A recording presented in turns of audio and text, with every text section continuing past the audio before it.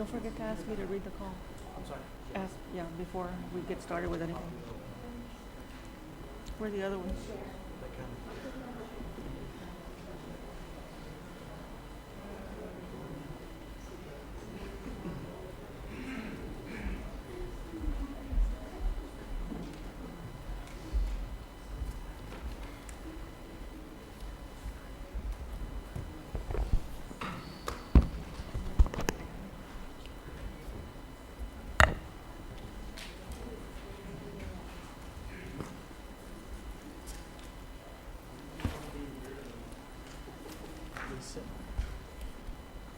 Stella, you ready? Yes. Please read the call.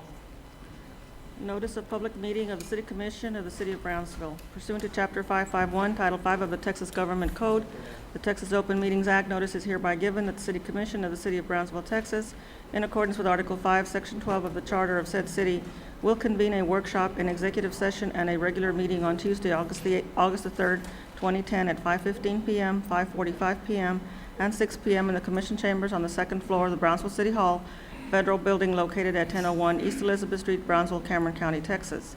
Workshop item A, discussion on progress of the STEGMAN building and current proposal by Rio Bravo Wildlife Institute. Ben, before you begin, let me just welcome everyone. And let me apologize for my attire. I just got in from Boston from like 30 minutes ago, and was trying to get to go change, and that just didn't happen. So I want to apologize for dressing this way. Just want to apologize for that. Let me continue. Honorable Mayor Pro Tem, good afternoon. Tonight, I know I have very short time, so I'll quickly go through my presentation and then bring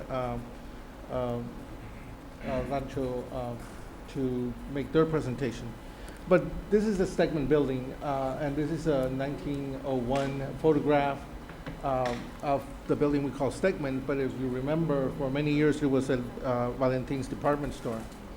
And when we approached the City Commission for to purchase this building, we discussed items such as the ground floor being retail, coffee shops, internet cafes, arts and crafts, promoting Mexico in the area. And of course, the upper stories, we wanted, our vision is to have residential living in downtown, artist lofts, workspaces, everything that would support a downtown revitalization. This is, let me go back here. This is something that we would like to see in the ground floor, and sundry of music, venues, artists and craft shops, flower shops, etc.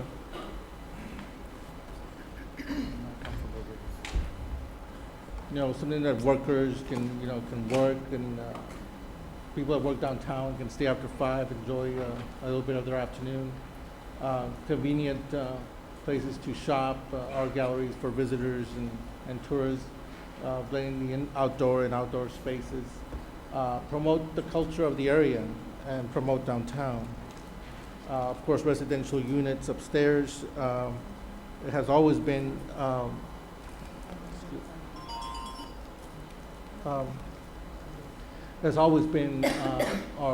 vision.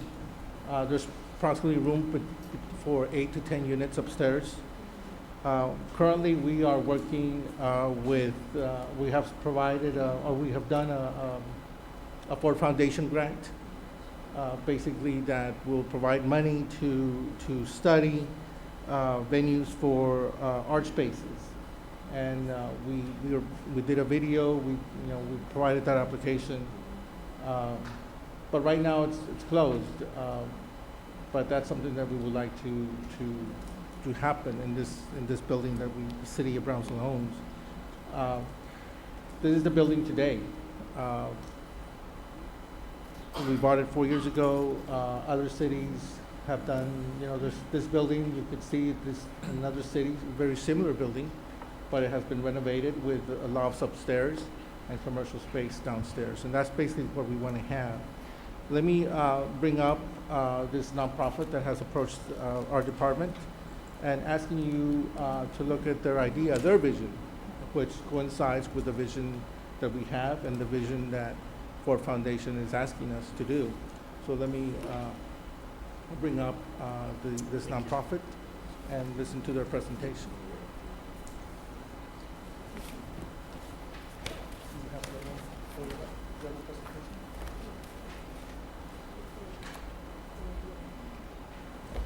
First of all, thank you so much, Ben, for believing in our vision, and Ramiro as well. Part of the reason why I chose the STEGMAN is because it can fit the realm of our vision and our concept for this, but also because we believe in the comprehensive plan and what the city is doing. Gotcha. To introduce us, our executive director, Carol Sebastian, sitting right here. It was hard to fit her resume onto this one page. That was a challenge. She's raised a cumulative $42 million in her nonprofit career. She's founded 2 successful land trusts, which are still active and successful today. She's had substantial tenures with well-known nonprofits, including Defenders of Wildlife, Sierra Club, and the Audubon Society. At our office, there's a wall full of awards granted by state legislature and city leadership from her numerous projects and initiatives. Hopefully one day, some from y'all. She's played a vital role in the preservation of several endangered species, including the Alaskan grizzly and the gray wolf. She's advised on comprehensive plans before for Riverside, California, and San Bernardino, California, and Coeur d'Alene, Idaho, which was where she came from last, working on that. I'm the outreach director. I was one of 3 founders for the Be Kind project in Atlanta, where I'm from, which was an initiative matching volunteers with community areas of need. We held a real successful fundraiser and actually sent someone to Haiti. I raised $3,200 by myself for multiple sclerosis for a member of my family during a solo bike ride from Atlanta to San Diego.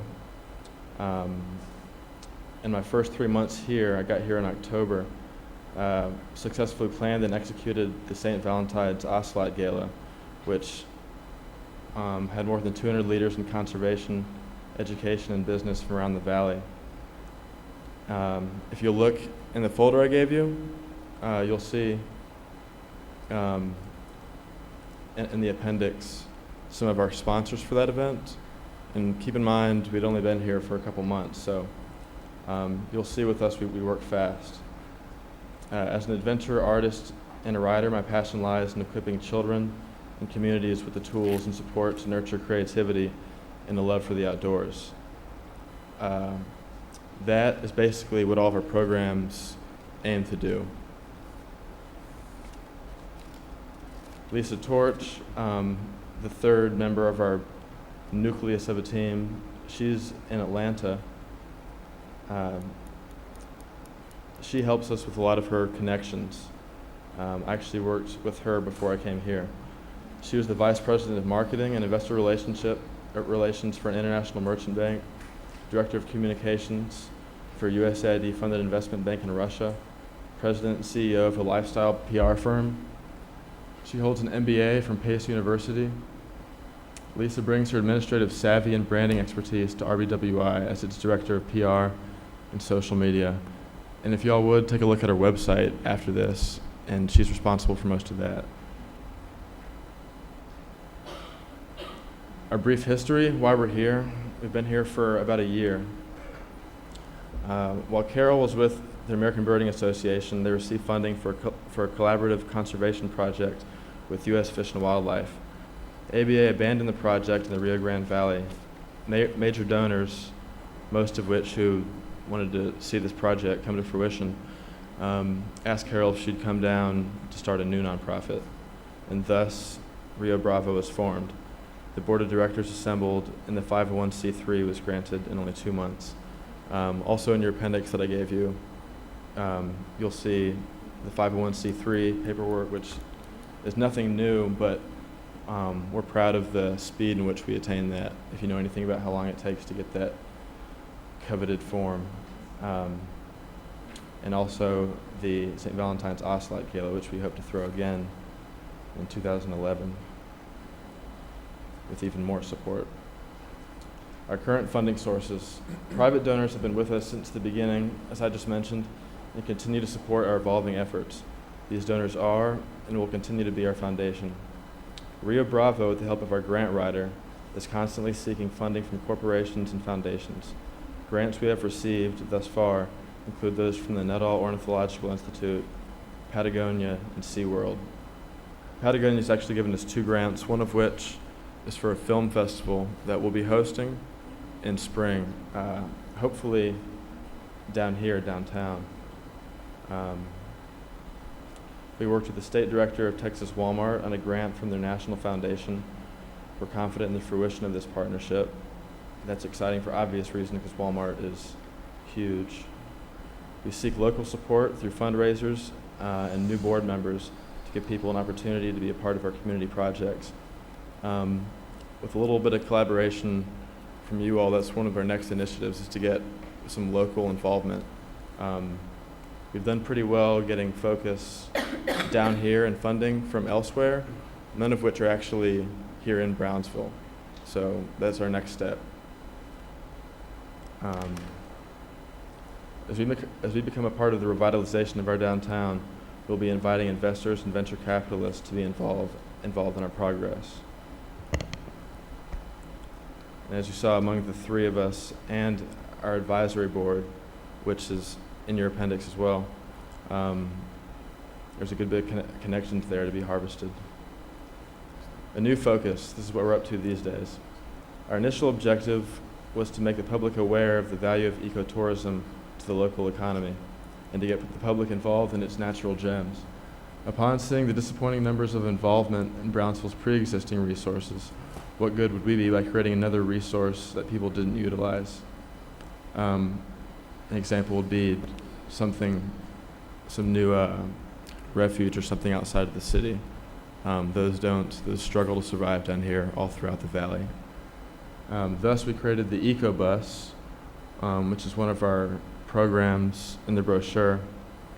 That's our outreach tool, and it kind of brings our message of sustainability and what resources are down here to the public. The Eco Bus would travel to Walmarts and events, places where people actually go, and to kind of bring the message directly to the people who need to know it, rather than waiting for them to come to you. Conservation does not only include the environment, it includes maintaining the works of men and women before us. Example, downtown.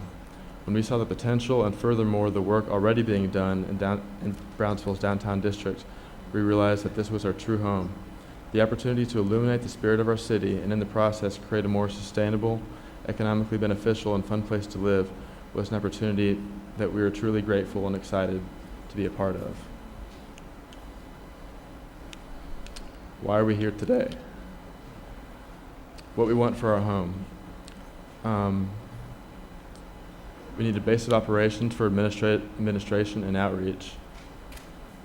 Somewhere that can and will be utilized by the entire community.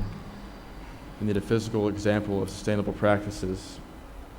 A capital campaign that will turn into an asset for our organization, and to be at the forefront of the arts and enrichment of Brownsville.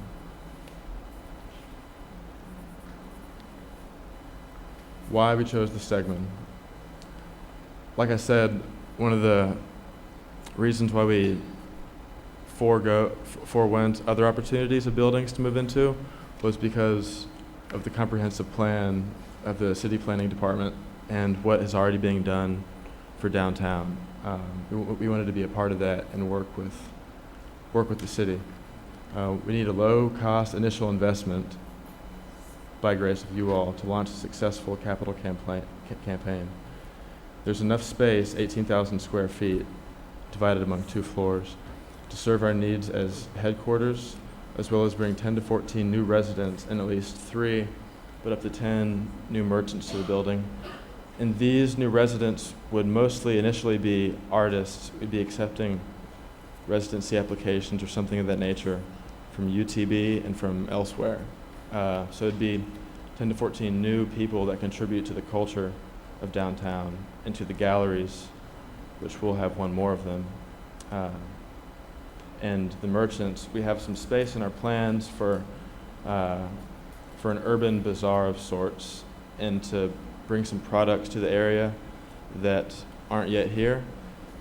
And a lot of sellers of art and things that they don't already sell downtown here might be hesitant to invest right now, not knowing if there's a market. But with this deal with the STEGMAN, getting it at such a low cost would allow us to pass that opportunity on to other potential merchants. And so if you want to know if there's a market for this kind of thing, they can come here and find out. It's in a prime location near Market Square, which, as you all know, will be something other than it is now in about a year. We'll be close to that, and between the arts and entertainment district, and will be highly visible by the public. It's my opinion that for the entertainment district to succeed, we need to bring some more culture and people actually living down here, you know, to fill those stores and to make some traffic. So I think this is the next logical step. And like I said, a chance to work with the city. This is the definition of a capital campaign. If you're not familiar with why nonprofits pursue buildings, most of our programs are done through the schools and through Boys and Girls Clubs and the Children's Museum and things like that. So why would we need a building? This explains that. It's mutually beneficial to us and the city. These are some examples of similar building donations around the country that have been done. The first one, the Puerto Rican Arts Alliance in Chicago, that happened recently, and they're in the stage right after us. The building has been given to them, and it's an old firehouse. And they've raised $2 million of the $2.5 million needed to do what they need to do there. So they just started.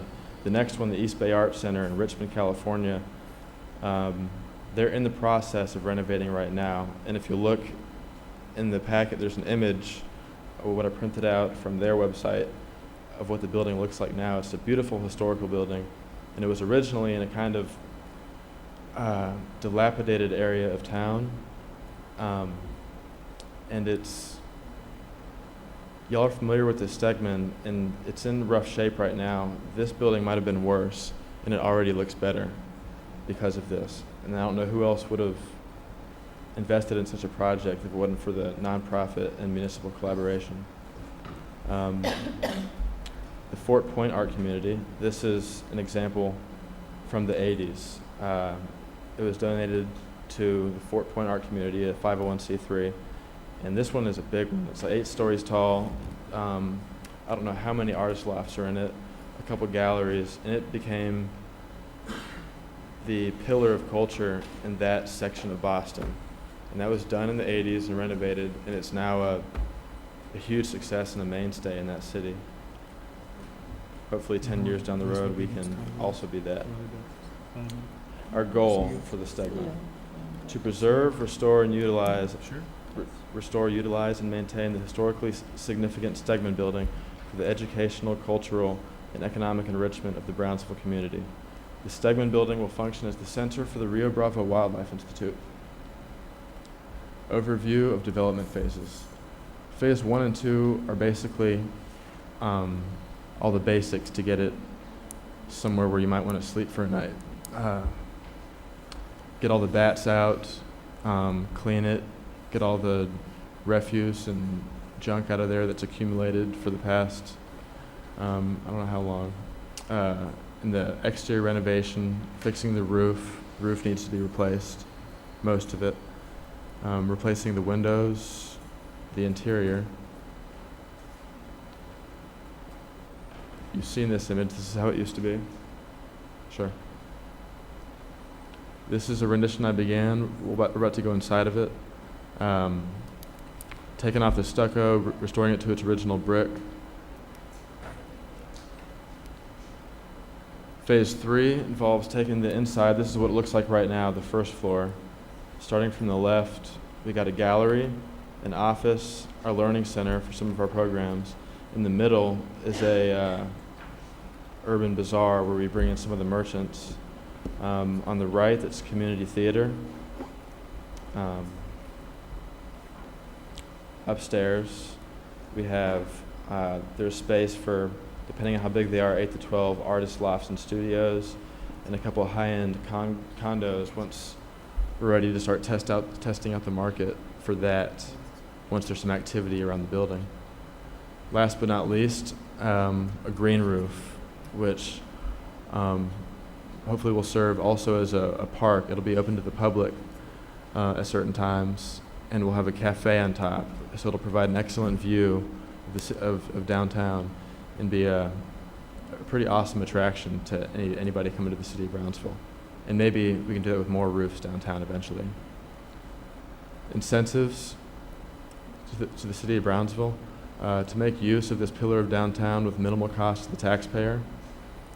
Bring in 10 to 14 new residents, new employees to fill our staff, the gallery that we're going to build, and any new merchants that make their home at the STEGMAN. With another gallery in addition to 409 and hopefully more, we'll have enough eventually to have our own art walk and art events. And another historical building that can also serve as an example of a sustainable building. The next steps, we need to, we have submitted a contract. We need to draft the final contract and have that approved. We have some board members coming to visit and see this through in 2 weeks. We need to assemble a team of advisors. If you look in your folders, I have a list of needs for that. And if y'all could help in any way, if you know anyone, we want someone who has the time and understands the vision for this. And I would really appreciate any referrals on that. We need to get the building cleaned out and then move in and begin. Hopefully this can be done by winter. If you'd like to look at this later, these are some things you can study to see what has been done before. And that's it. Do you guys have any questions? Joe, I want to thank you for coming by and making the presentation and providing us with the information. I think it's a great concept, and I know we've all wanted to see something happen to the STEGMAN once the city has, had purchased it. Just things have happened, and obviously the economic times haven't really allowed us to do much. So, this is something we obviously like to look over and work with legal, work with staff in the planning department. I think it would be a right fit in terms of the burden, what you all want to do, and the art element of having something of that nature here in downtown and here in Brownsville. Many times we hear of students that graduate with their bachelor's degrees to be an art teacher, and yet there isn't a job opportunity waiting for them. And a lot of that goes back to where the district's at in terms of hiring art teachers. They don't hire many, and many of the current art teachers have to float around to different classrooms or different schools to teach art to students. But I could see this being something that's very, very important and something to grow culturally in the area and in the city. So I appreciate your efforts, and I think this is something we need to look at very closely. You're welcome, and thank you for getting behind this. I'm glad you mentioned that. That was one of the motivations for this project, is creating an example so anyone interested in the arts or the environment, there can be, a bastion of support for them. They can see people actually do this. Right. Any other questions? Okay, Joe. Well, thank you very much. Thank you so much. We'll be in contact soon. Workshop item B, update on Valley Baptist Medical Center renovations and Valley Baptist Medical Center Behavioral Health Services.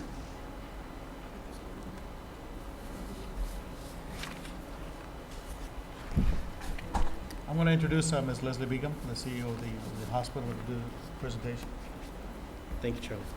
Commissioners, Good thank you evening. very much. My name is Leslie Bingham. I'm the CEO of Valley Baptist, and I'm here with my Becky, twin sister from another mother, Becky Tresnicki, who's the Director of Behavioral Health Services at the hospital. We have a very brief presentation on just some of the things that have been going on at the hospital over the last couple of years. I'm going to take you through just some background, and then Becky's here to talk about behavioral health services to give you an overview of what we're doing in that area. Just to give you a little bit of background, I know Commissioner Longoria, Commissioner Camarillo are familiar with this.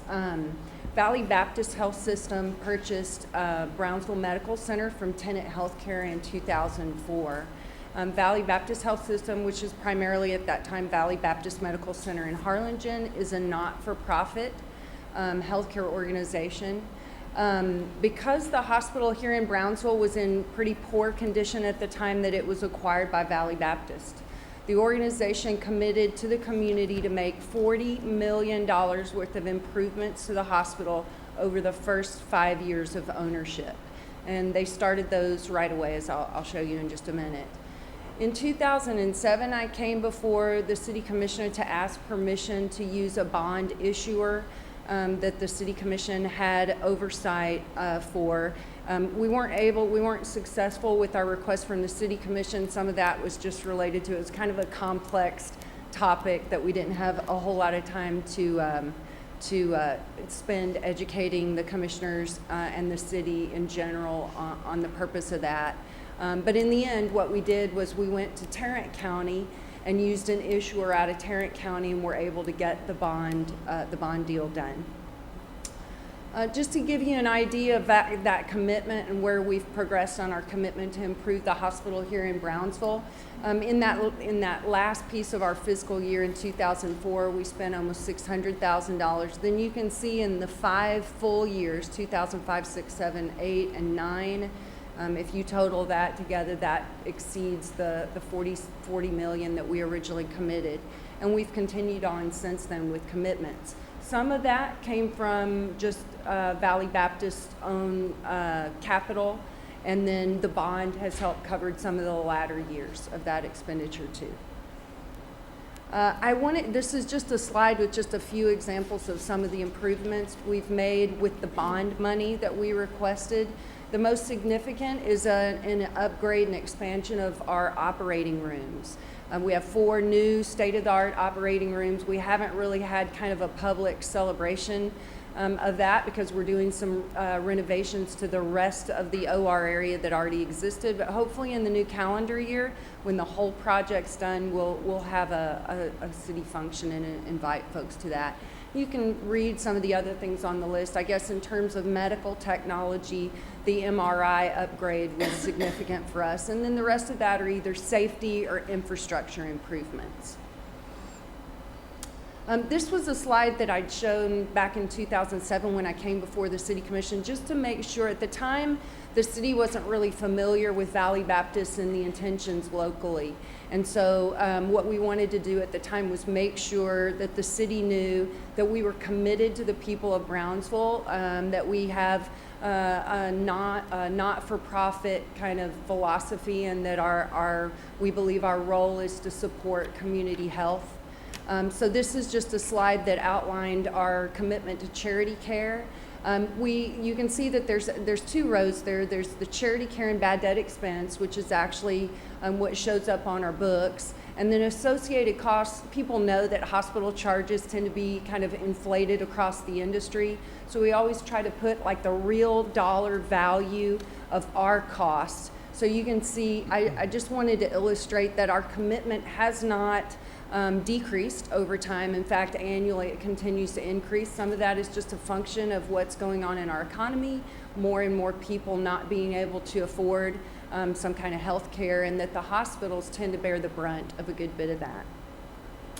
This is another slide that was an older slide that talked about the Brownsville Medical Center, or the Valley Baptist Brownsville Hospital, doing the lion's share of the charity healthcare work in Brownsville for an inpatient hospital. Some of that is a function of where we're located. There's 2 other hospitals in town. Our hospital is the one that's closest to the border, so we would tend to see probably more folks from Mexico and from some of the El Centro area. There's some other reasons that we would see charity care high. Valley Baptist has a no diversion policy, which means unless we absolutely have some kind of significant equipment failure, we do not divert emergencies out of our emergency room. Sometimes you'll find with hospitals that if they're feeling understaffed or they're getting too busy, they'll go on diversion, which means they notify the ambulance services to take the patients to the next closest hospital. Our leadership feels very strongly that we have to meet the needs of the community, and so we don't divert. And so sometimes we'll get a little bit more than the normal share of charity care because we're open all the time. And this is just an outline of some of the things that we have coming down the pike. I mentioned finally finishing the surgical services expansion project. That's been almost a 3-year project, and we'll be happy when it's finished and happy that it's serving the community.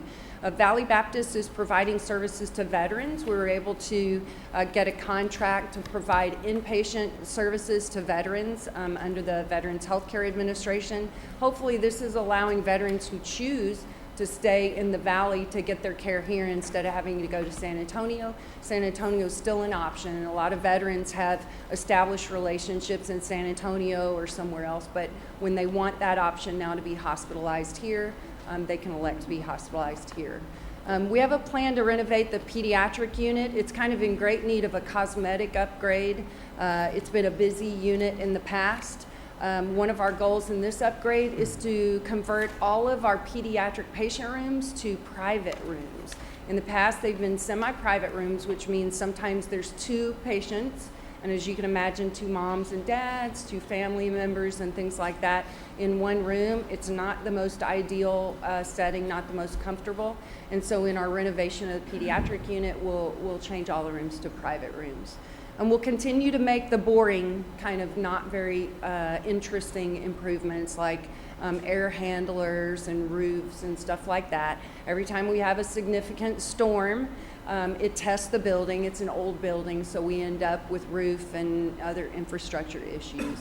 As you've heard through healthcare reform, we're going to personal health records that are automated. We've gone to electronic medical records in the hospital. All that computer infrastructure, as the commissioners probably already know, can be very capital intensive. So we'll continue down that route. And then I kind of put healthcare reform with the ... up there because we never know what reform will be handing us in terms of the need to modify and grow as the need grows. Becky's going to come up now and talk a little bit about behavioral services. Good evening. Thank you for allowing us to come. I'm really excited to be able to share with you what Valley Baptist has contributed in the way of behavioral health services. But I have to tell you first is that I love this building. I grew up in Brownsville. It was a post office way back then, telling my age, but I love this building. I love the smell of it. So that dates me. Valley Baptist made a commitment to the community, to Brownsville, to bring in behavioral health services. We currently are going by our motto in that we will provide dedicated to an integrated treatment approach, uniquely meeting the mental health needs of our community, which is really heavily involving the families, and that's what Valley Baptist is so proud of. We currently have, before we go in and how we're giving back through education, just to let you know that when Valley Baptist made the commitment to start a behavioral health facility, we started with a 37-bed inpatient unit, no psychiatrists in the community. We were able to recruit 1 psychiatrist. We now have 4 psychiatrists. We continue to recruit them in addition to our 37-bed inpatient unit. We offer outpatient mental health services as well as an intensive outpatient program for our senior citizens. And in addition to that, we do behavioral health services at both our Harlingen and Brownsville hospital. So it is definitely a community-wide endeavor. We believe also that it's not only us providing those specific behavioral health services to the community, but we feel like because we are the behavioral health specialists that it's our obligation to help train the community and educate the community. We do a lot of presentations. These are just some of them in the community. School is going to be starting up, so we did a presentation on bullying for some of the teachers. We do depression and suicide. We do presentations on stress. postpartum depression, PTSD. We also are part of the Valley Baptist contract with the Veterans Administration, and so our veterans, if they need behavioral health services, can come into the inpatient unit over at the East Campus, and then we can also involve the family in that treatment. Just to show how the inpatient unit is growing, for the time frame of September through May of 2009, we had a total of 596 admissions. For that same time period in 2010, we had 864 admissions. So we continue to grow. People continue to realize that we are here because, again, until Valley Baptist made this commitment, any type of behavioral health need had to go to the Upper Valley or out of the Valley. So we're very, very proud of this. This is just a little bit about what I talked about and what our service line is, what we offer. And then this is just an example. What our patients think of our services is very important to us. I know customer satisfaction is big in anything that you do. Same thing in healthcare, whether it's the fact that the patient didn't like their meal, they don't like their doctor, they didn't like the medication. We want to hear about it and make it better. So everyone that comes in is offered the opportunity to tell us how they feel and how we can make things better. And then we have a reporting mechanism that we make sure we report it to the right people and make those changes. And that's it for us. Okay? Thank you both. Mrs. Bigham and Becky, thank you very much for coming and making this presentation. You're going to see what's happening in Bronzo and obviously at our hospital. So you're all doing a great job. Personally, I want to say thank you. When you talk about the indigent care and seeing that firsthand, personally with a family member, it's just great to know that you wouldn't turn anybody away. And so I appreciate what you do for each of the residents that come to your ER or to the hospital that are in need of health care, and you all provide that. So thank you all very much for doing that. And again, it looks like great things are happening over there in Valley Baptist, so we're excited about that. Thank you. Thank you all. Have any questions? Thank you.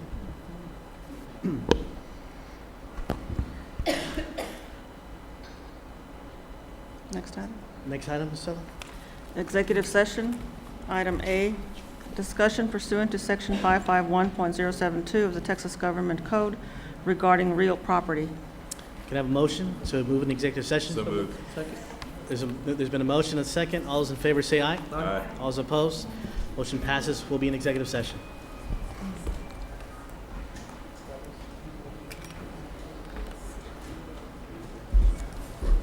Please rise.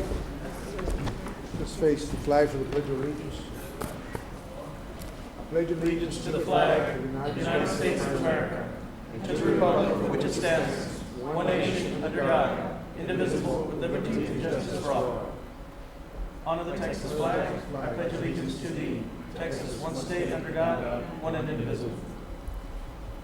Pastor Brad Burke will lead us in the invocation. Let us pray. Father God, we thank you so much for the many blessings that you've given us, even beyond what we deserve. Lord, we ask you to continue to help those people south of the border who have been affected by the flooding. Lord, we ask you to provide for them, even through us. Lord, I ask you to have your way in this meeting, to give divine direction to each of the leaders here. Lord, your word says to give honor to all men. Help each of us to give credit, be eager to give credit to each other, to listen to each other, hear each other out, and Lord, to treat each other with respect. Let the outcome of this meeting be good for the city of Brownsville, good for each person here. In the name of Jesus Christ, amen. Amen. Amen. Thank you. Be seated.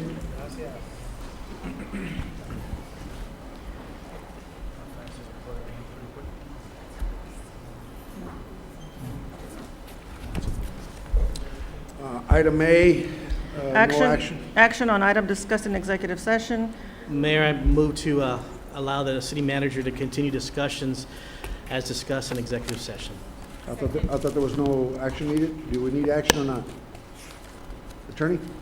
That's correct. We do need action? That's fine. Okay. We have a motion, a second? Second. All in favor? Aye. All opposed? Motion carries. Okay, mayor's report. We'll start off, there's a lot of things happening here, but I'll condense it. We'll start off with the Health Fair Sunday. It was a huge success with the health community and the city coming together and hosted this event at the Brownsville Event Center. It was a local health fair, and it promoted good health, and I offered screenings. Next year, they're going to do it again. They probably need a bigger place. It seemed like it was a good success.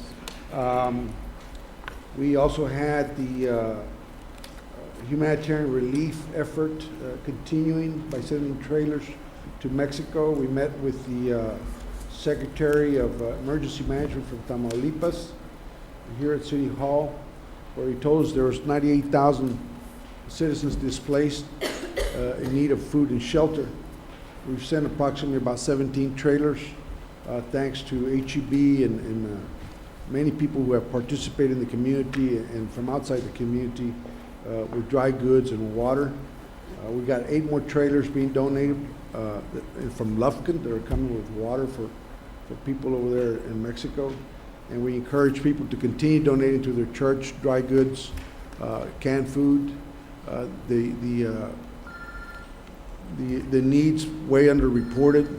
A lot of people were really devastated and in need of our help. So if you can donate cans of food through your church, we will pick them up and then ship them to Mexico. We also have I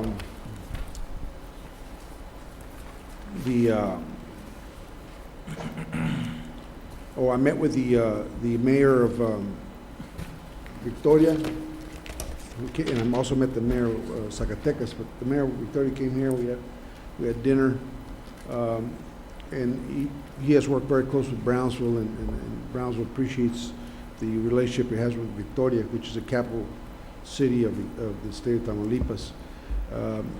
We'd like to put a dinner for him. I think it's the last Thursday of this month at the Dean Porter Pavilion, honoring him and recognizing him for his alliances with the city of Brownsville. We need to promote the city even more to bring investors from Mexico over here, people who are looking for a better place to invest their money and come and spend and increase our sales tax receipts. So that's part of working with our neighbors to the south. We had the delegation from Huajutla, from our sister city. We had the foreign exchange program with the support of the university, where I think 10 or 12 students from Huajutla came over here to take a course in intense English, and it was a success. There was a lot of sponsors that made it possible. The university provided the instructor and the facility to teach the course. We had American Best Value Hotel, who provided accommodations, Boca Chica Inn and Suites, Fair Winds Executive Inn, Stay Bridge Inn, McDonald's provided meals, Denny's, Tony Roma's, Senator Lucio sponsored a meal, Templo El Buen Samaritano was also a sponsor. A lot of good people from the community came together to make sure that this was a good story for them to promote about Brownsville, its hospitality, and also of our relationship of how we value our neighbors to the south in our sister city. We have coming up the bicentennial birthday of Charles Stillman. Let me read you a little bit about Mr. Stillman, who's the founding father of our city, and I think it only merits a celebration. On November 4th, 1810, he was born. He passed away December 18th, 1875. Was born in Wethersfield, Hartford County, Connecticut, United States. He arrived in Matamoros, Tamaulipas, Mexico in 1828 and established himself as an entrepreneur. He was involved in cotton brokerage and real estate in addition to silver mines in Nuevo León and Tamaulipas. He is most notable for founding Brownsville, Texas, and for being part of a successful riverboat company on the Rio Grande River. Charles Stillman founded Brownsville, Texas on January 13th, 1849. The year 2010 marks the 200th anniversary of his birth. As the founder of our wonderful city, I would like to commemorate his birth by establishing a commission to put together a series of events to commemorate his birth.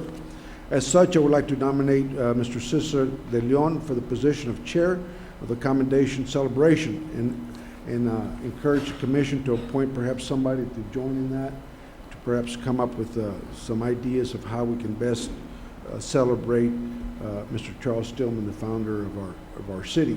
So if you will submit the names to Estella, that would be helpful. There's plenty of time, and we encourage everybody to participate. Other than the meetings and everything else that goes on daily, I think we had a very good turnout at the health fair. I want to congratulate the Commissioner Zamora for her kids' health fair at the Kids Fish Day, and health. It has something to do with the health fair too, right? I did not go. I couldn't go, but I knew it would be good. And the reports were excellent. I want to congratulate you for taking the leadership and making that happen for the kids. I heard by all accounts that it was a success and a fun event, and thank you for making it happen. Okay, Commissioner's report. Mr. Atkinson is not here, but if he comes in, we'll let him do his Commissioner's report. Commissioner Zamora.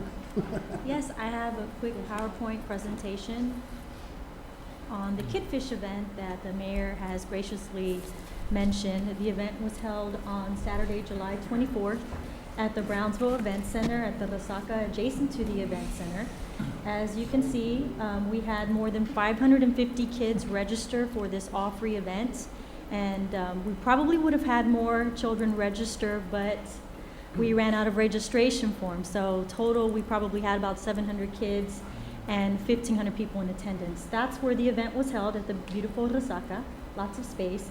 That is a Las Huellas organization. They partnered with the city. They're an outdoor recreational organization, and they stocked the Resaca with additional catfish, 1,000 pounds, for this event.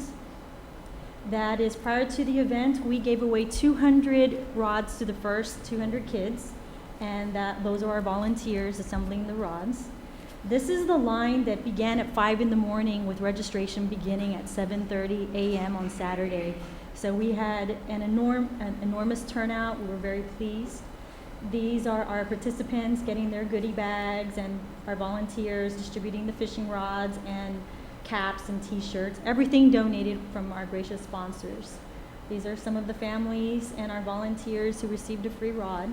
As you can see, we had so many people out there on both sides of the Resaca enjoying this event. Some of the kids with their free rods, and many of them fishing for the first time. Families. We had many activities taking place at the same time. We had United Way doing their Book of the Month Club. We had Valley Baptist providing screenings to Clinica, health screenings. We had the university present. There's a child weighing in his fish, actually measuring the length of the fish. We had the craft loft present, free arts and crafts activities, so that if the kids got bored, they participated in those activities. There's Commissioner Camarillo reading the Book of the Month. The university was also present, providing information on college education. It's never too early to start planning. That is our awards presentation with many, many door prizes that, again, were all donated. And those are all our sponsors, event participants, Watermill, HEB. Everything was donated, so we were very, very grateful to the numerous in-kind and monetary donations. Now, we had one child who showed up and didn't make it in time to get a fishing rod, so this is why we need more sponsors next year, so that we can be sure that every child gets a free fishing rod.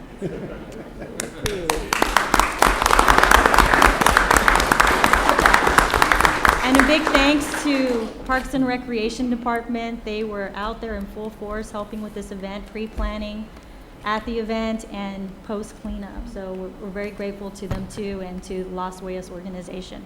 Thank you. Congratulations again. It looked like it was fun. Okay, presentations, Employee of the Month, City Manager.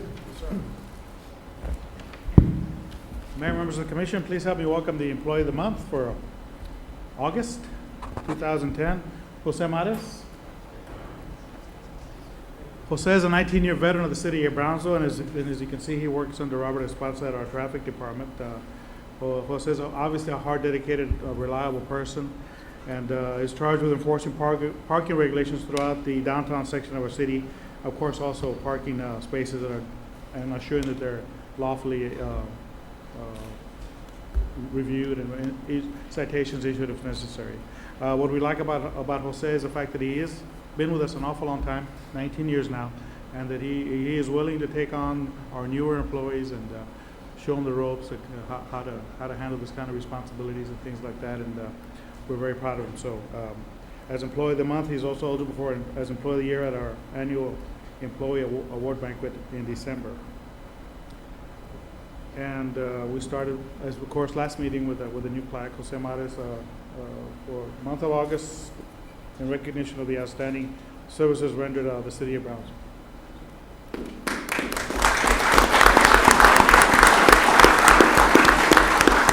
And this month we gave the watch to the men's watch. Last month we gave the women's watch, so he gets the first men's watch. And our new pin for the Employee of the Month. And of course, Robert will take him for a free lunch. Absolutely. And got some words. And he's got some words for the Thank you for letting me be a part of the Employee of the Month. And as a city employee, I enjoy I like what I do very much as a parking enforcement officer, and I hope I'll be Employee of the Year. Thank you. Thank you for all you do. Very grateful.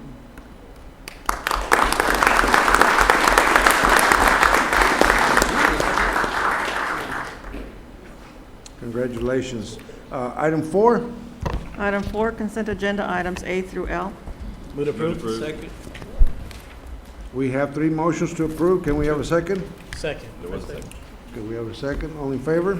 Aye. All opposed? Motion carries. Item 5. Move to appoint Sandra as a board. Second. Sandra Langley? Sandra Langley. Sandra Langley. Langley. May I read the item Sure. for the record? Consideration and action to appoint one member to the Greater Brownsville Incentives Corporation Board.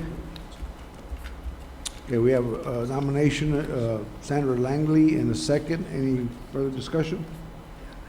All in favor? Aye. All opposed? Motion carries. Item 6. Item 6, public hearing and action on the city's proposed fiscal year 2011 budget.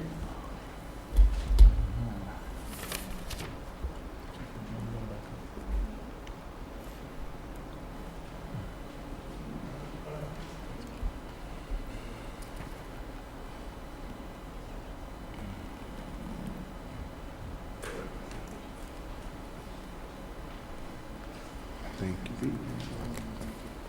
Thank you. Thank you, sir.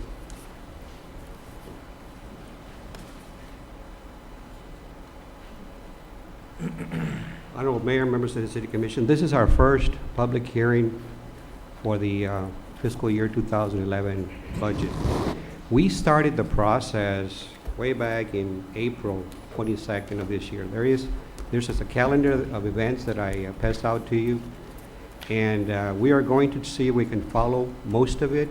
We are going to, because of some changes that occurred with the certificates of obligation, as well as we were expecting to have a meeting right before the hurricane, and that was postponed.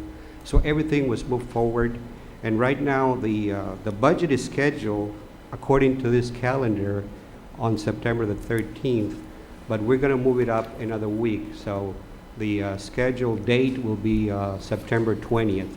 I will amend this calendar after tonight. It is extremely difficult to prepare a budget when the resources are very scarce. And we, again, this fiscal year, or coming up in 2011, is going to be another difficult year for the city of Brownsville. what we have done, we have met with the departments. Each department went ahead and submitted their requests. The first thing that we told them at the beginning of the budget is that we were going to allocate the same amount of expenditures that were in the 2010 budget. As we went through the process, we discovered that we needed some more revisions to the budget. So we went ahead and requested every department head to reduce their budgets by 10%, with the exception of personnel. Personnel expenditures are not being affected with this budget reductions. As we go along, you'll see that even with these reductions that we have implemented, we're still short. Now, let me go ahead and start with this particular schedule. It shows the 2010 budget, which has a sort of like we have more expenses than revenues. And the reason why this has occurred in 2010 is because we did have some amendments that we made during the year, as well as encumbrances that were carried over from the previous year. Now, as always, we always have a very conservative budget, meaning that we may show, for instance, in this case, that we're going to have 13.6 million at the end of September 2010. History has shown that we always exceed what's in the final budget. The 2011 proposed budget, that's before the cuts, we were showing a deficit of 5,911,687. You look at the percentages at the bottom of this schedule, we have 14%. For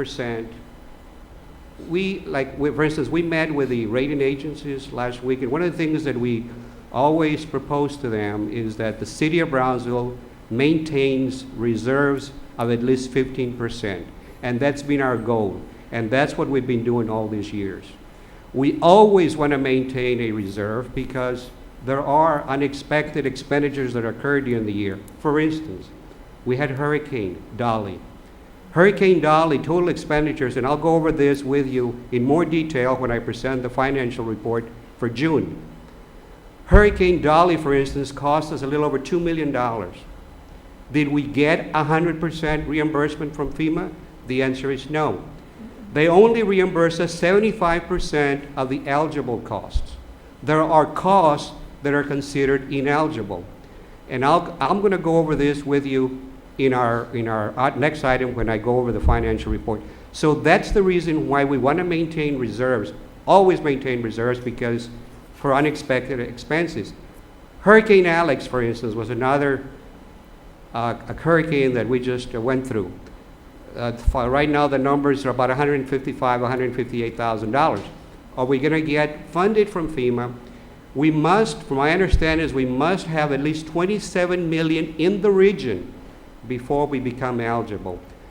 Chances are, from my understanding, is that we are probably going to reach that 27 million because there were quite a bit of damages done in other parts of the valley because of the flooding. You saw the Rio Grande City area, the Romas area, they had quite a bit of flooding. And that flooding was caused by the rains that came into Mexico and then all the rain that came into the Rio Grande River. So we're keeping our fingers crossed that we have reached that $27 million on the region, which includes various counties.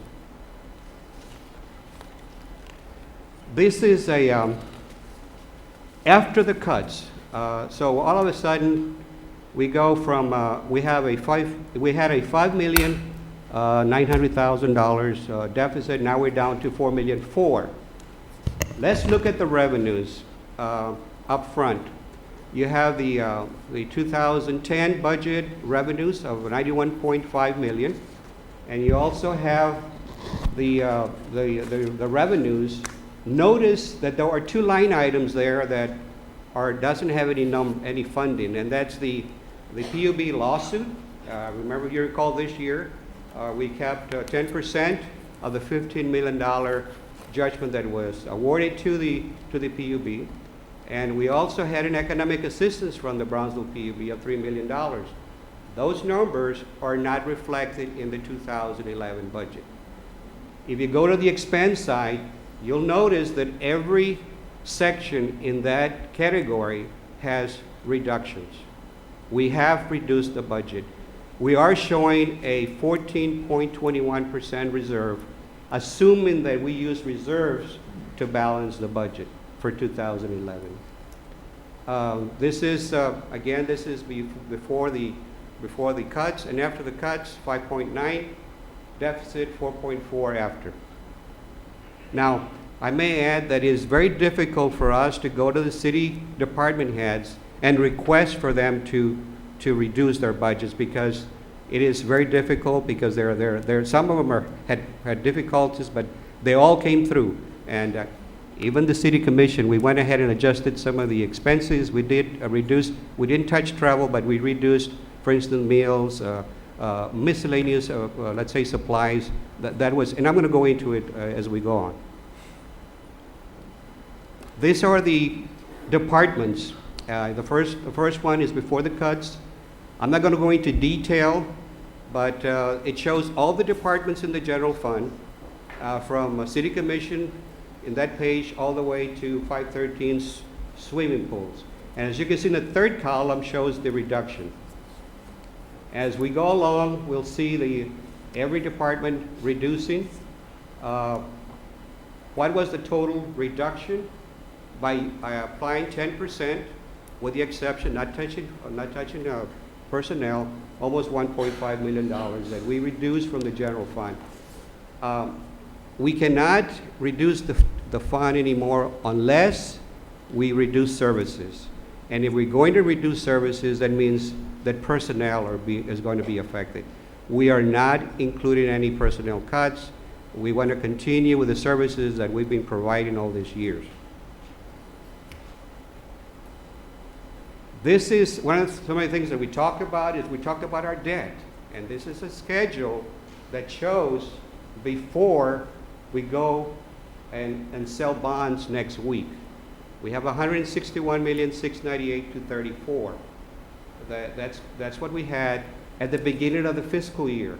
At the end of this fiscal year, the debt would be $155 million. Now, does that $155,929,576, is that all? Some of it is being serviced by other agencies, and I'll show you.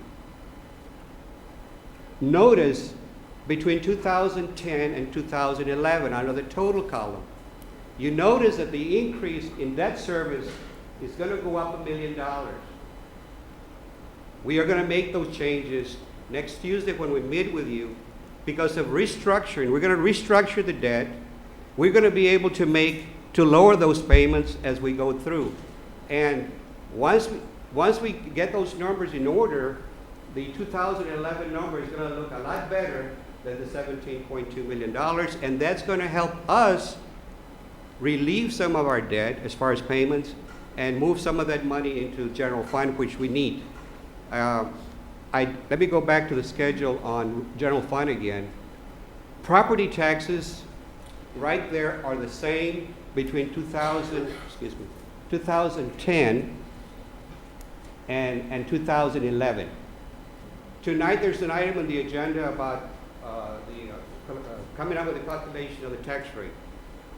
Because we don't have all the information tonight regarding preparing the effective tax rate and the rollback rate because of the debt service that's going to change. We are going to change the debt service right now. If we were to use the $17 million, we wouldn't look very well. It's very good. So the idea is to restructure the debt so that we can move forward and have a better It's going to take longer to pay it out? Sorry? It's going to take longer to pay it out? No, the period is the same. What we have right now, Mayor, and it's for everybody to understand, is we're going through an all-time low of interest rates. Sometimes they say, if you're going to borrow, this is the time to borrow because the interest rates are below 4%. You'll see that next week. So, and then a lot of people are saying, why are you issuing debt? Well, there are some capital projects that need to be funded. And I know that some of the capital projects that are being funded right now, and sometimes they say, who makes these decisions? Well, if you look at the report on all the requests that the city departments had, look at this report here. It'll show all the requests that the city has on capital. The first one is personnel. I'm not going to go into personnel because obviously we're not funding any of, this is the, this white. These are the requests that came through from the departments that we're not funding at all. Let's look at the capital. What page? Do you have a, no, let's see. Look at the second, right after the green page, you'll see capital outlay requests. Notice almost 11.4 million that is being requested that are badly needed. I would say they're needed. Some of these expenses are capital projects are needed that we are not going to fund. It's not going to happen. And towards the end, that's another break, another green sheet. There's capital projects, and maybe I know we've talked about probably going out to the voters and requesting some of these capital projects, for instance, $60–70 million of capital projects that have been requested. Again, our needs are a lot more than what the city of Brownsville can afford. Let me go continue with what I have over here. I'm not going to go into more detail. Now, keep in mind that this is just the first public hearing that we're going to have in the 2011 budget. We will probably, well, we are going to meet almost every week, every Tuesday from now on until the budget gets approved. And we'll look at the budgets and see what we can do.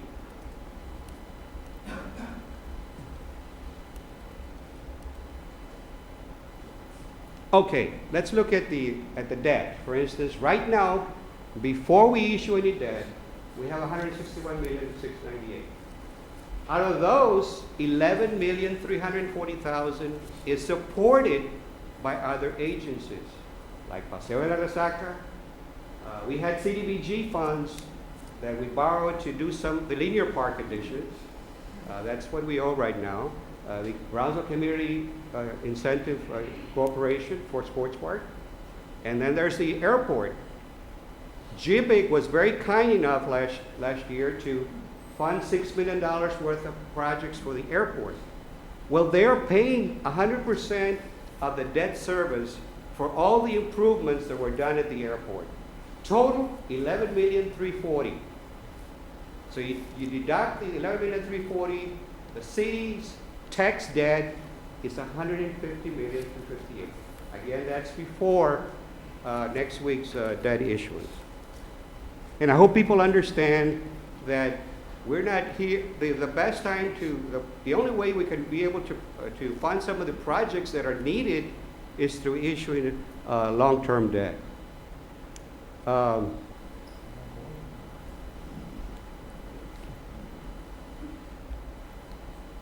This is the, by the way, we're also having problems with, and by saying problems, the hotel motel tax is again, we have a decrease. We're not having the good years that we had in the past.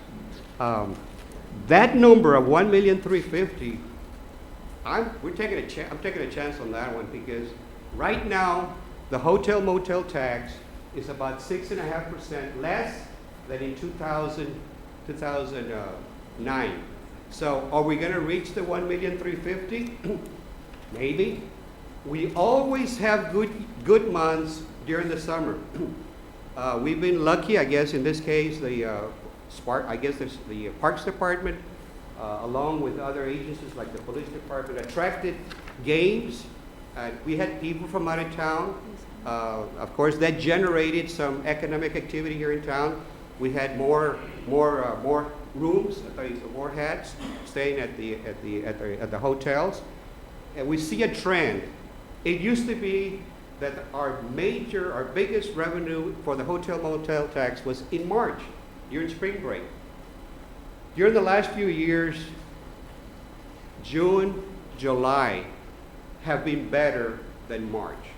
We don't have July yet, So we're hoping that maybe we'll get to the 1,350,000.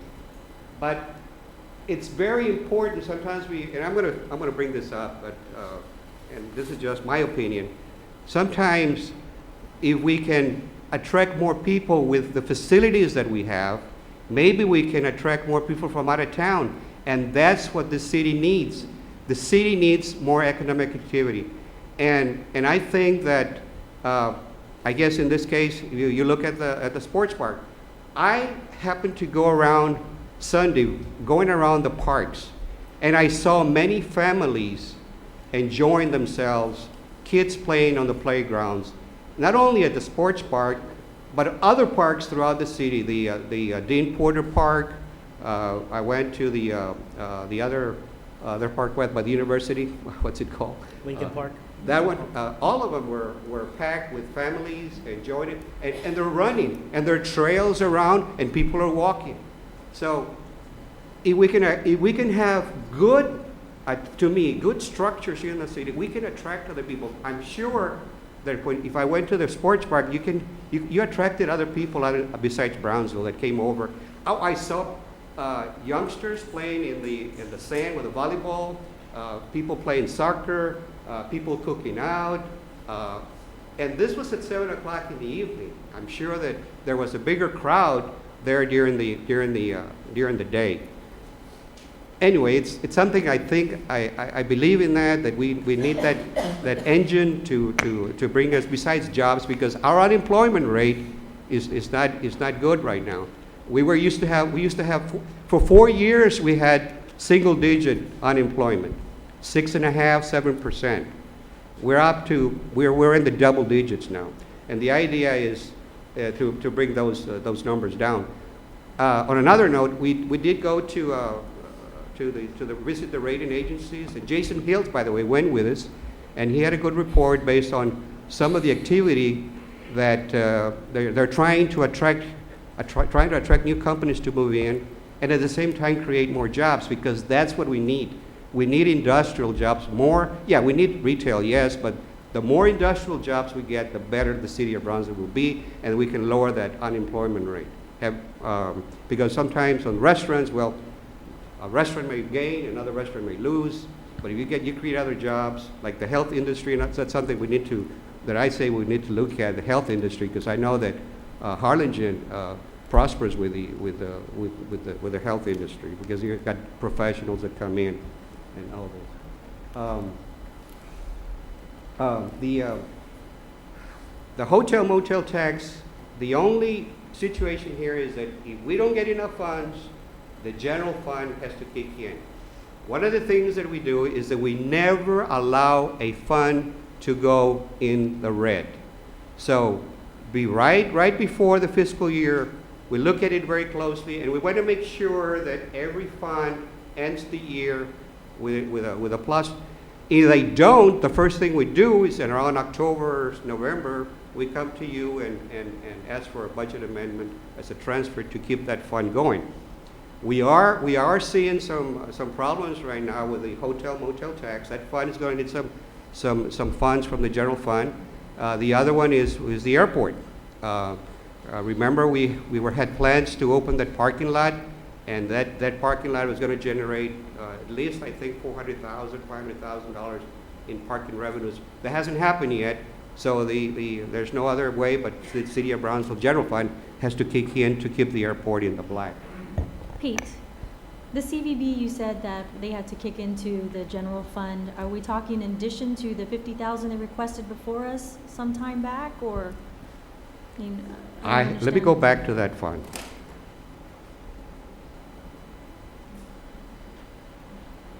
And again, we have several weeks to go over this. Going back to the convention, Brownsville Convention and Visitors Bureau, we did, what's the number? Let me get my, I cannot see it very well from there. Okay, corner on it right now, Pete. I see it.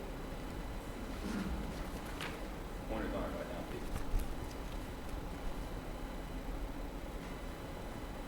Pete. see it says 525. We're going back to what we had at the start of 2010, $525,000. That's what's Okay. being proposed in the 2011 budget for the Convention and Visitors Bureau.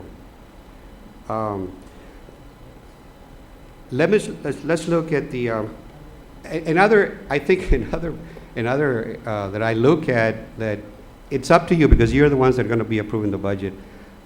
I know that the zoo attracts people to the city, Absolutely. and from out of town. Yeah, there are other museums that bring visitors, but not as many as our zoo. And if you look at this particular page, I have increased the zoo, but I had to move some money from other agency, and that's the Brownsville Historical Association. We're going back to what we used to have. Last year we gave them 100. Well, this year we gave them 140. Now it's going to be 36,125, and we use some of that money to help the zoo. And this is the reason why. It's because last year we lowered their budget by $125,000, and but again, it's your choice. We're going to approve this on the 13th or the 20th, more than likely the 20th of September.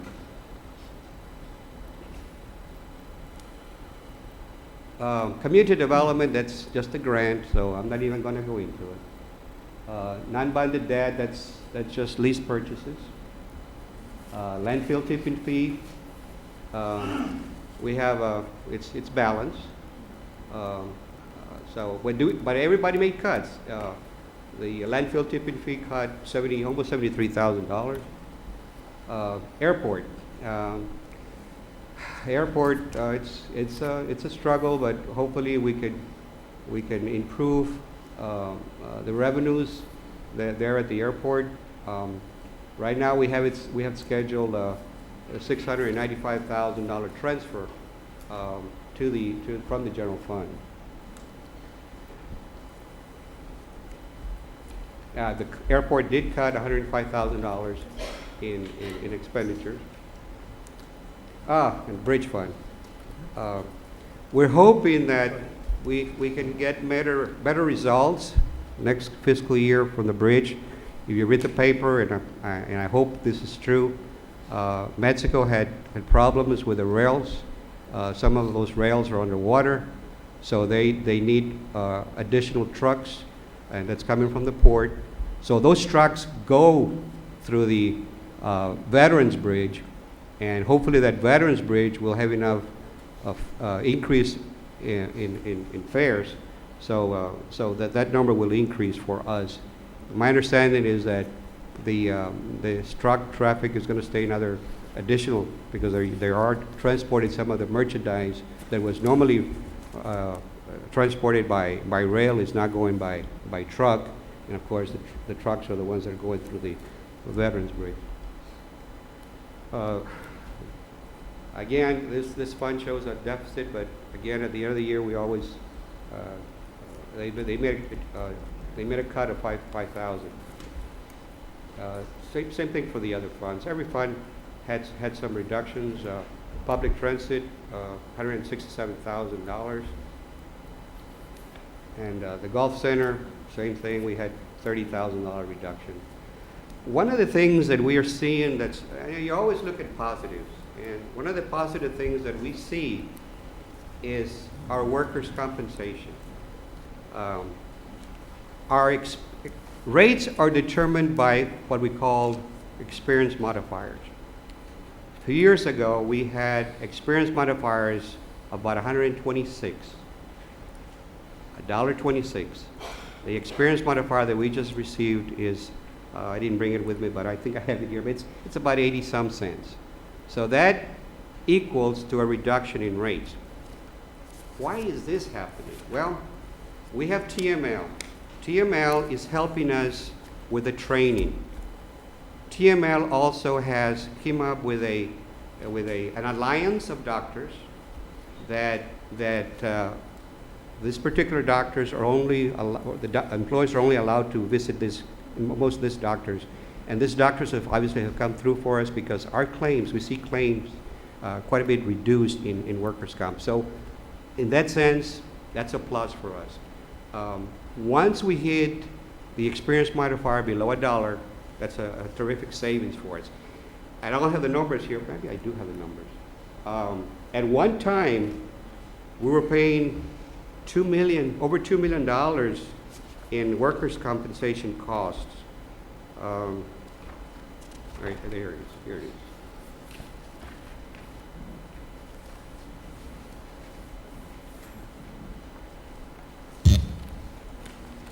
Oh, by the way, the unemployment rate right now is 11.6.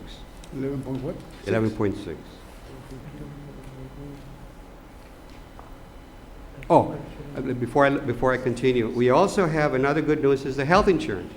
Again, TML is assisting us with some of the claims. We do have stop losses. We have United. It's a network. United Network has been with us. This is the second year that they're all with United, and they have actually helped us because they offer higher discounts.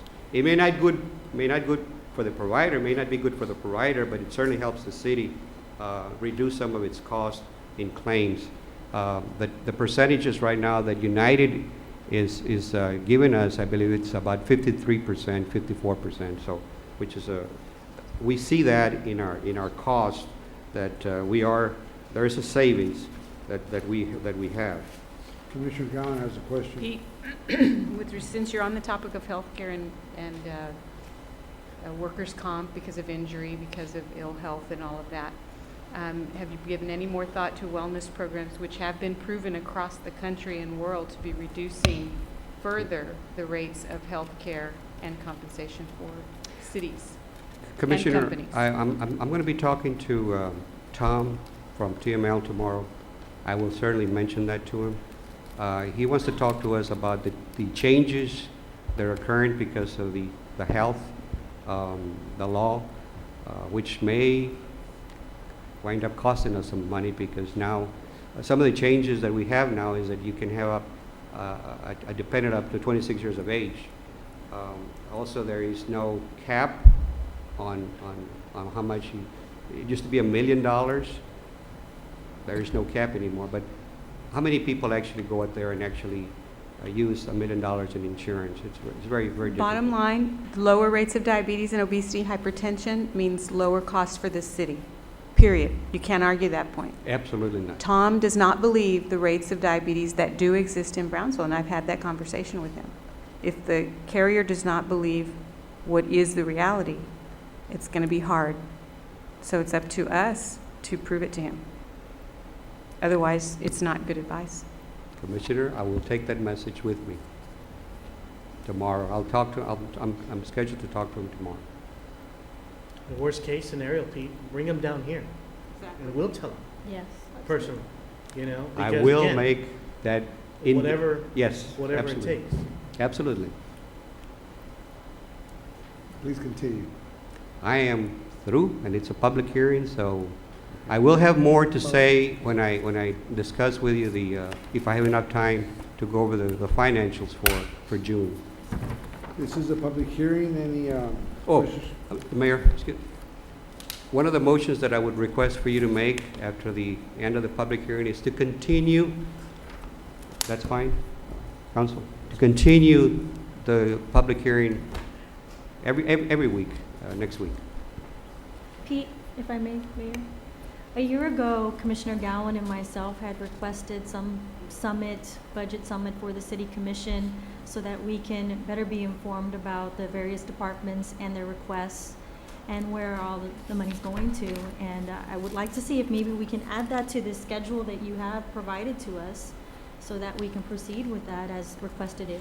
You want okay, I want to make sure I understand it. You want next week to have department heads talk to you about the budget, or? Well, some cities, they have summits, they have retreats for their city council members, city commissioners, so that they can review the budget more in depth together as a team. I think what she wants is that what the commissioner is asking is that we need to sit down and kind of, this is the first time we're taking a look at all these numbers. And just sitting here, I can draw lines to certain things that are catching my attention, but we'd be here all night. But if We we do have- something during next week, Absolutely. Tuesday, Wednesday, Thursday, then we can each go through it over the next couple of days and then kind of say, Perhaps. why is this done this way? Perhaps after you rearrange the debt, as you talked about, since you said yourself that the numbers would change Yes. after that. Yes. Just an opportunity to ask more questions that won't keep us here till midnight tonight. So, okay, I want to make sure I understand this. You want a retreat? You can call it whatever you want. I want to caution the commission. You're encroaching into management's domain. This is a city manager form of government, to where management takes of the administration and brings to us to set policy and do stuff like that. To get intimate up to the operations of each department, of what they're doing with the director, I think it's encroaching in this domain. I think it's wrong. Well, I think the questions that we have, Pete, you can answer them. I don't think the director needs to be there. But if you say, let's meet next Thursday at 1 p.m. here in my office in the conference room, we can sit down and go Yes. through the numbers. I mean, I think that's That's just good what they're enough asking for. That's all. We'll arrange something on it. Very good. Thank you. Thank you, Pete. Thank you. Thanks, Pete. This is a public hearing. Anybody from the audience? Doesn't surprise me. Mr. Reese, welcome. Welcome. Welcome. This is your opportunity to voice your points on this matter regarding the budget. I have some questions for Mr. Gonzalez. Commissioner, my name is Fernando Ruiz, and in reference to the strategy Mr. Gonzalez is planning, it's okay, but I have some questions to ask him.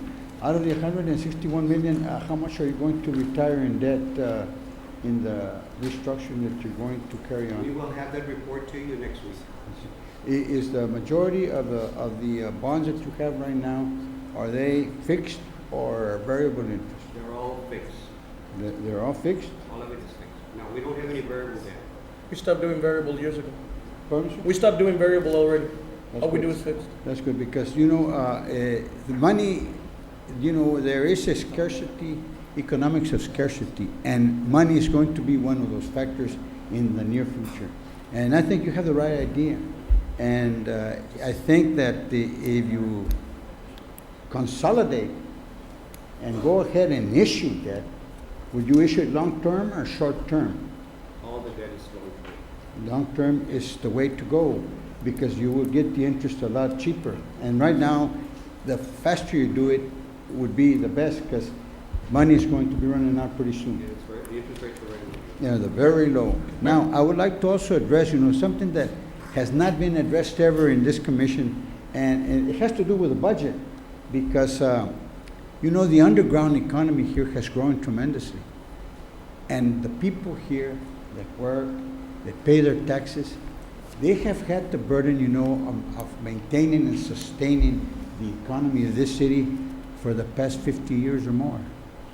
Now, we have a lot of people that are doing business that are not paying their taxes. And this puts a burden on the rest of us. Now, like you just mentioned, we have 11-point-something% unemployment rate. If we can do something, and I would like for you all to look at this, because I wrote an essay in the underground economy study when I was at the university, and you'd be surprised. The underground economy is maybe 5 or 6 times larger than the regular economy that is accountable. So we have all these people doing business and not being accountable to the rest of us that do pay taxes, and that this matter has to be addressed. Now, another factor is the security of the people of Brownsville. I would ask the commission and the city manager and whoever to not compromise it. I think if you would look for your cuts elsewhere, except there, because it's very necessary, especially in the situation that is right now in the international arena, that we maintain top security for the people and children and elderly of Brownsville. So, sir, I'll be seeing you again, because I will be talking, but you're on the right track, sir. Congratulations. Thank you, Mr. Reese. Commissioner Gold, you want to say something? No, I just wanted to get reassurance from Mr. Ruiz that he is for, if it's at a low finance for, he is in agreement that we go at a low interest long term. Well, definitely, right now is the time, you'd be surprised the millions of dollars you'll save just by going. I just wanted it for the record. Thank you. Leticia Perez Garzolia. Regarding this, I mean, there's a lot of issues here that I don't think everybody understands fully, but what I picked up is that we have high unemployment everywhere, nationwide, double-digit unemployment here, and no promises of no jobs. I mean, where's industry? We want to promote retail, but retail is not the answer. The entertainment district and alcoholism is not the answer. What is the answer? You have to really sit there and really talk about brainstorming and really look into what is the answer. If you don't have the proper answer and you haven't researched that much, although you've lived in this area for quite a long period of time, then maybe it's time to just, as silly as this sounds, if the government, the federal government cuts back not wanting to deliver your letters on a Saturday because we're on this terrific crunch, then why can we not, as a city, decide also, listen, we need to make these very hard adjustments. It's not easy. Nobody said it was going to be easy. But why can we not be hard on what we really need to do? As terrible as it sounds, we're all strapped.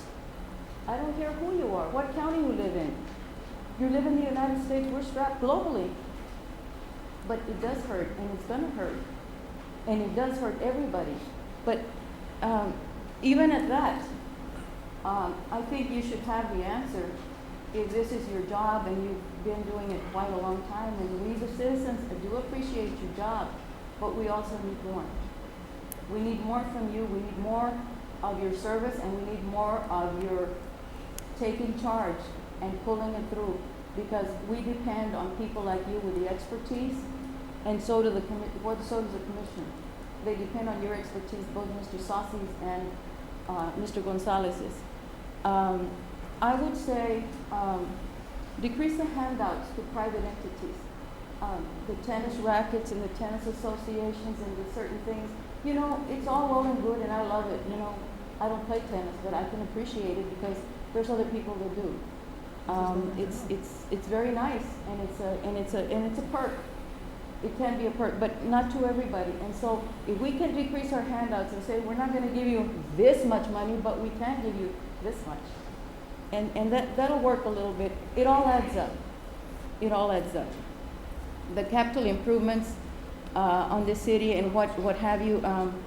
To me, I believe that we're looking at a wish list, and although I believe that things are needed, and certainly I can see it, but do you, like Mr. Barrera told the commission the other couple of weeks ago, can't you do it in steps and stages? Can we not, you know, instead of just making us, you know, a whopping debt that we can't afford, can we just do something in stages? Maybe that's not the best idea in the world, but it sounds like a pretty good idea to me. That's number two.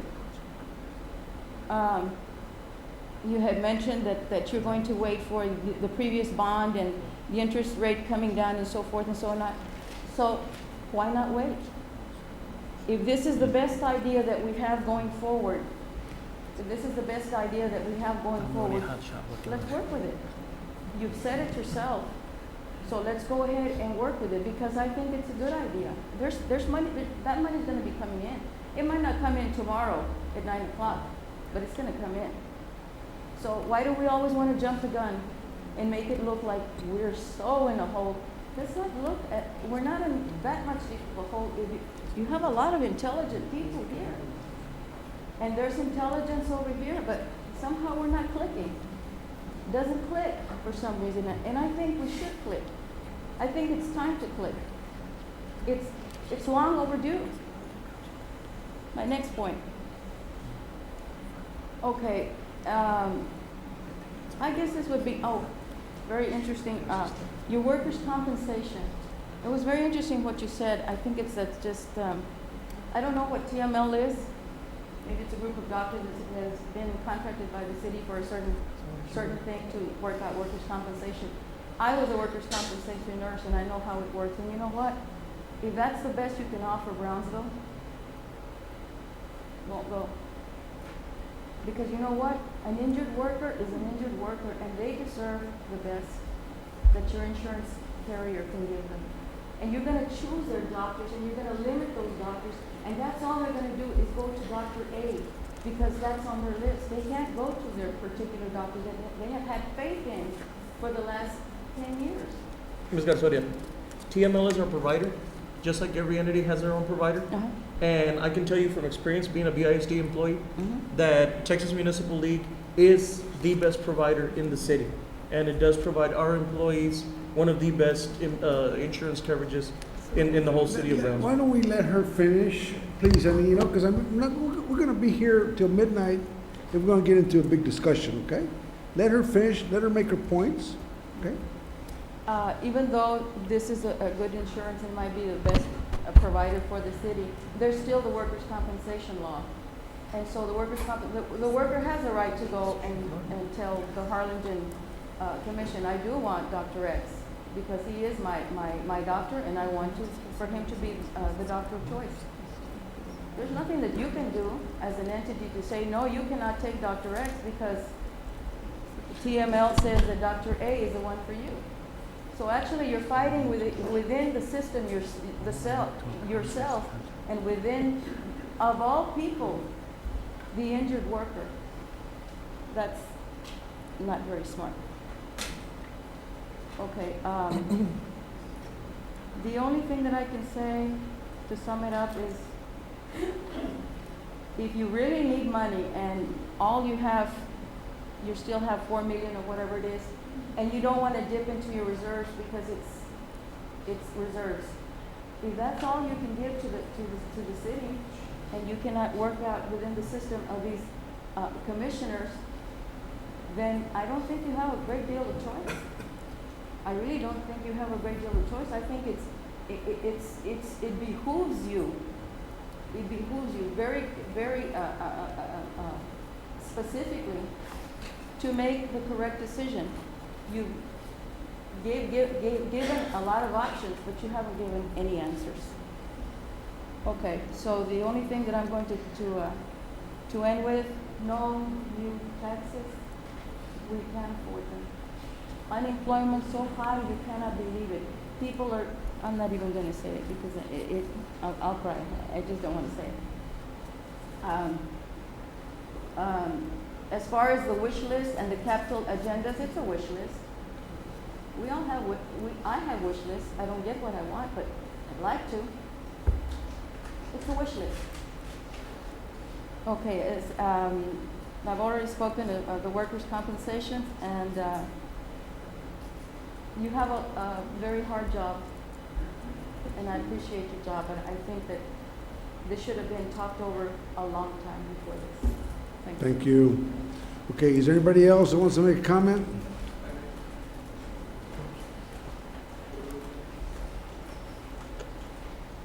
Honorable Mayor, Commissioners. My name is Michael Garza. In the past, I worked for a Maquila industry, Trico Technologies. I worked for them for about 6 years, and then from there on, I went to 2 other industries. In total, about maybe 20 years of experience. These maquiladoras came down from up north looking for a cost savings, and we were given as managers of facilities and production lines a tool which is called a management system, and it's a tracking mechanism. This is a suggestion for you and for your accountant to kind of digest.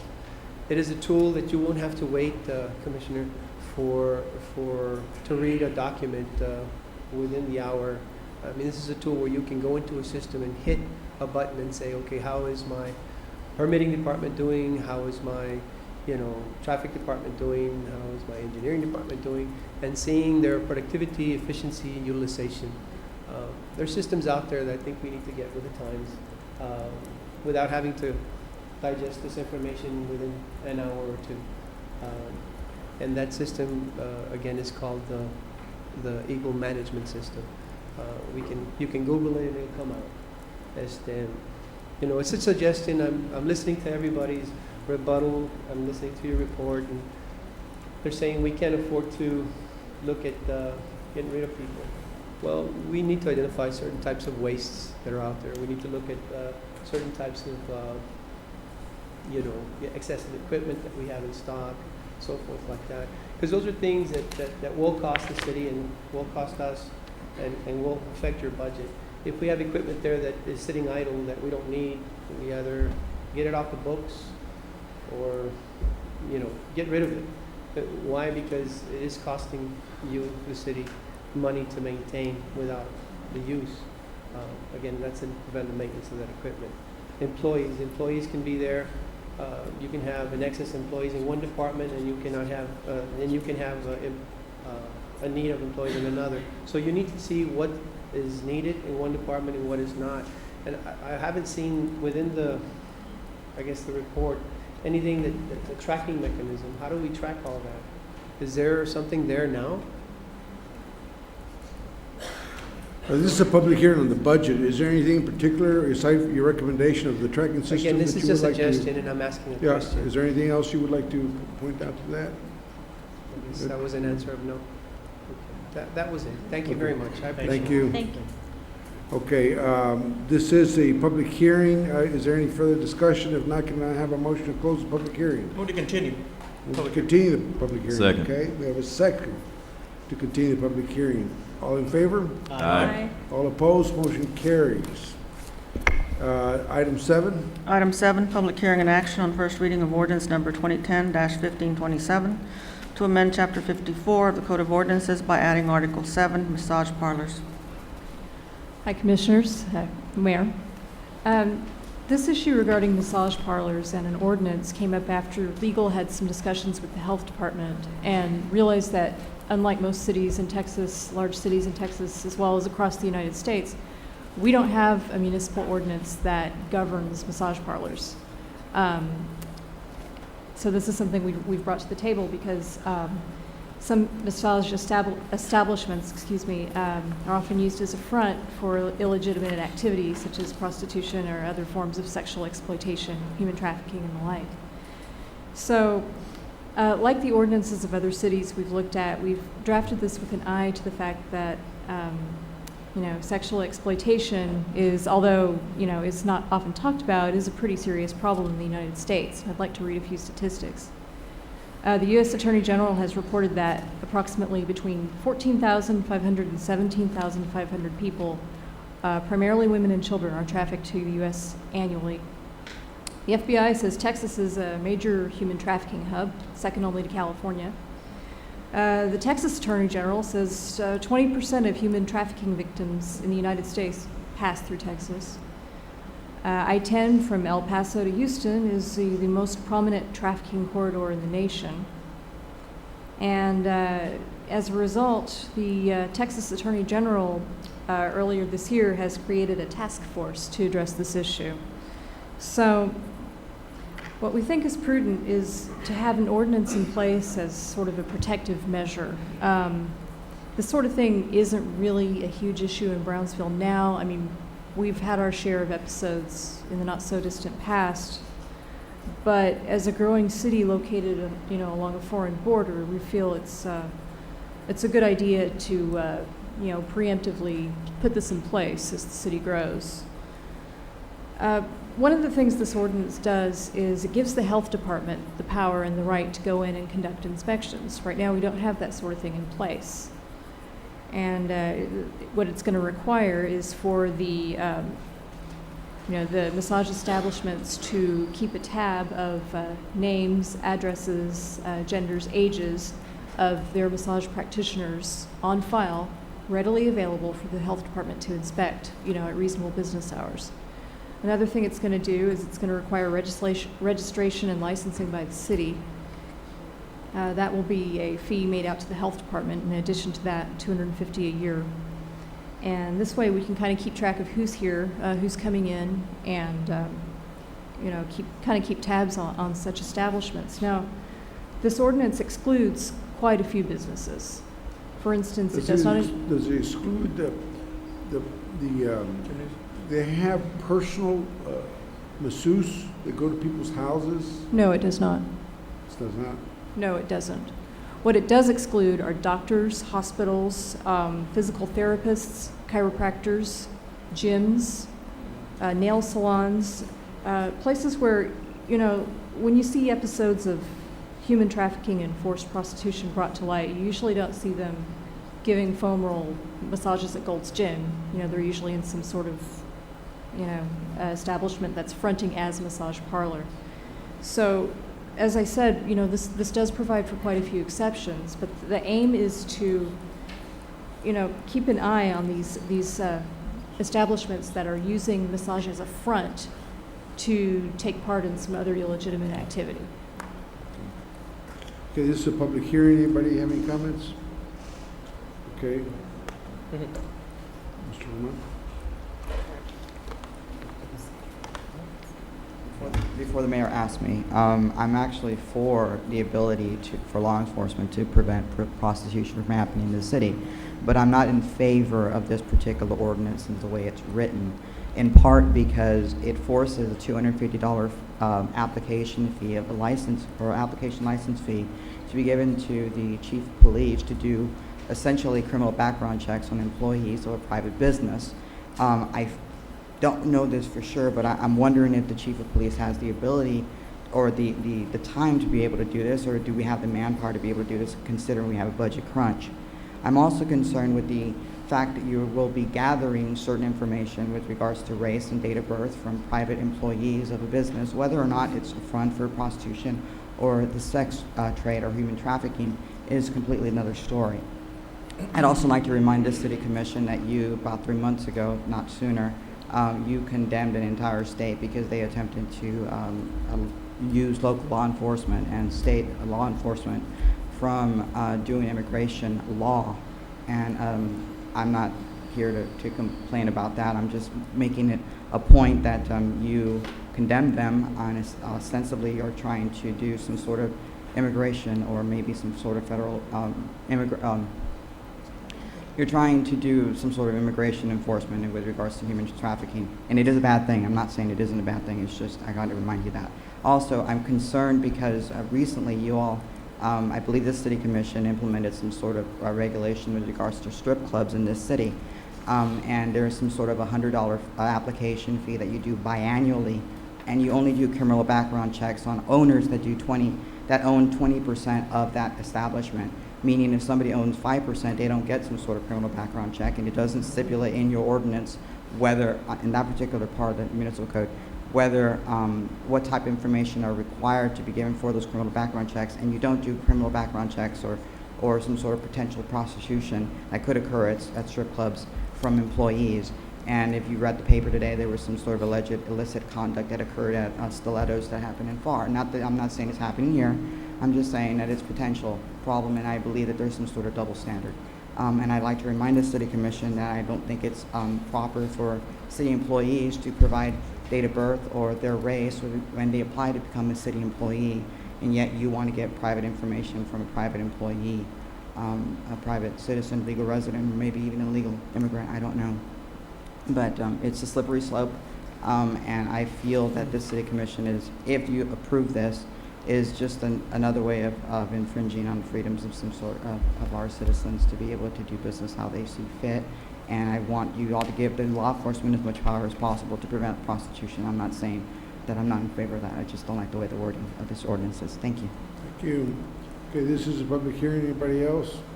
Okay, can I have a motion to close the public hearing? So moved. So We have a motion to close the public hearing. We have a second. Second. All in favor? Aye. Aye. Opposed? Motion carries. This is an action item. Move to approve. Second. We have a motion to approve and a second. Any further discussion? All in favor? Aye. All opposed? Motion carries. Thank you. Public comment. Fernando Reese. Mr. Reese, Rapporteur Chambers. Then Myra Garcia. And then Letty Perez Soria. Buenas tardes, mayor y honorable cabildo. Buenas tardes. Estimado público. Buenas noches. Esto lo voy a decir en español. Saludos a nuestros sister cities que están allá en Huajutla y en Hidalgo y en Okinawa y quién sabe dónde nos trae el mayor, pero por ahí vamos. La que sigue va a ser en Tahití. That's where I've come. Okay. The reason I'm here today is because I was planning on commenting in the item of the funds concerning the regulations that I think somebody does not have the word. The state of Texas about 2 or 3 years ago issued bonds, I think you remember, for $1 billion. Now, the Constitution of Texas says that the state cannot issue debt, but they still issued it.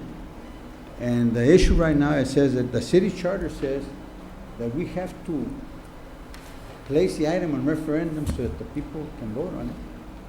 And the other story is that the state of Texas says that we don't. But then we also have to remember one thing, that we're here in Brownsville. Those bonds are going north, and that's interstate commerce.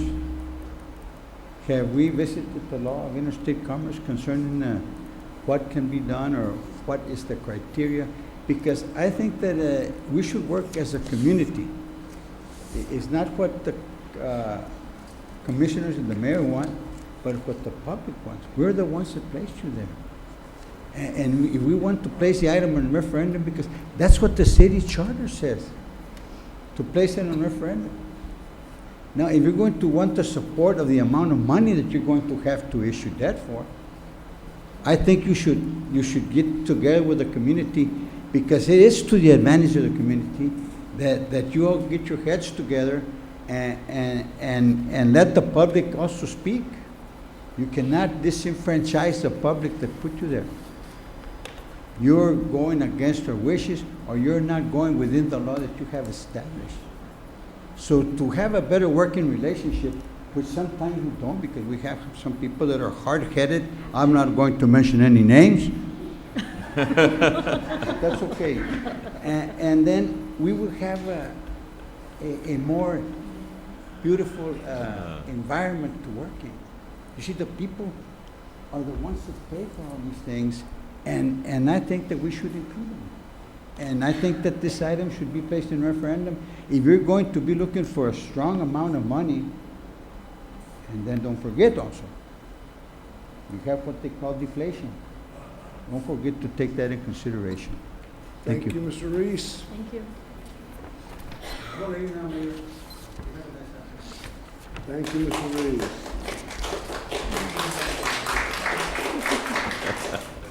Myra Garcia.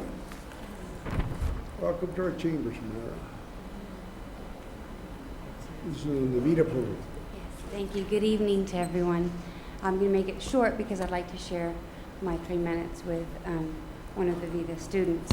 My name is Mayra Garcia, and I'm the Executive Director for Valley Initiative for Development and Advancement, also known as Project VIDA.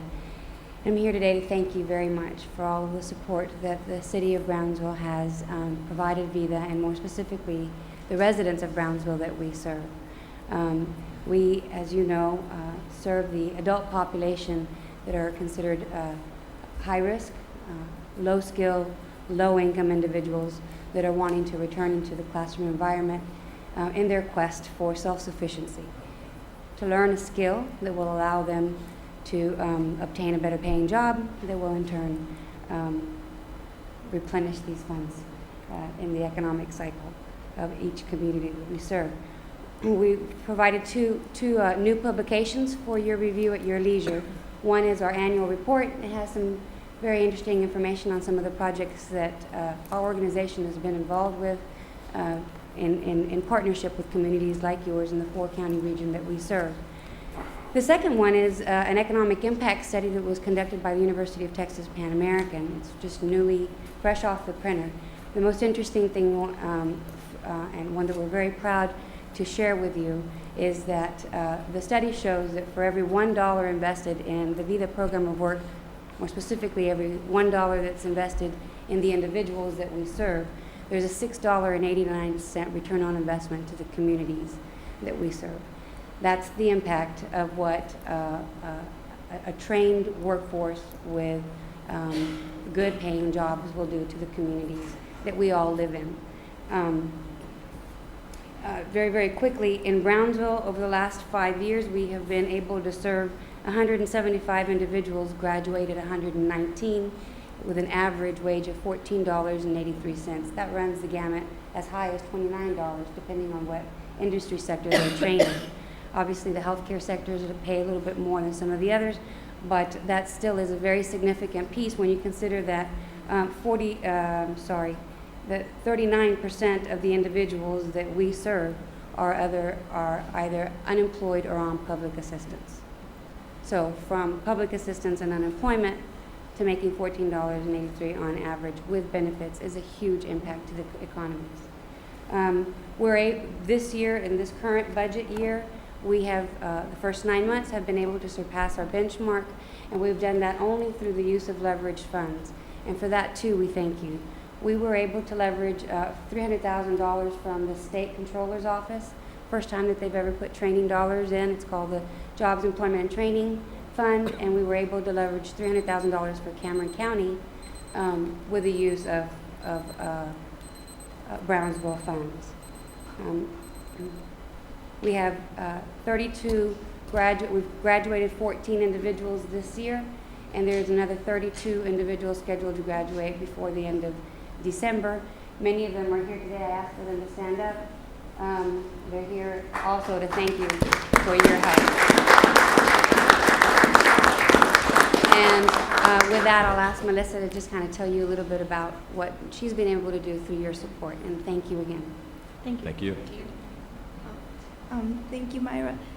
Good evening. My name is Melissa Ortiz.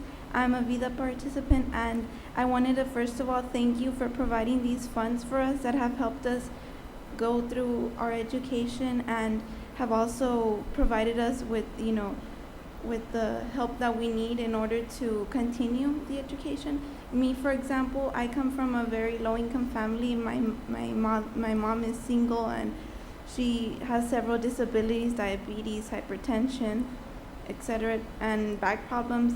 She's had to maintain a minimum wage job, and we have really gone through tough times, and I want to change that.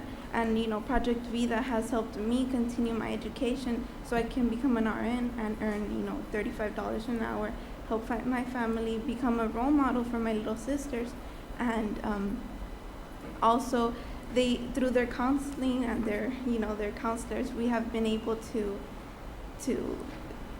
they've supported us through our education, not only with financially but also through psychologically. We've been able to get through every semester with the support groups and with the group sessions we've had.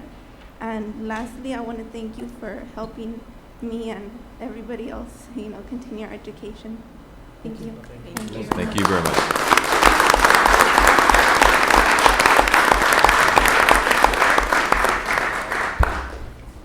Thank you. Thank you all for coming too, and we congratulate you for going through the program and wish you the very best and stay focused.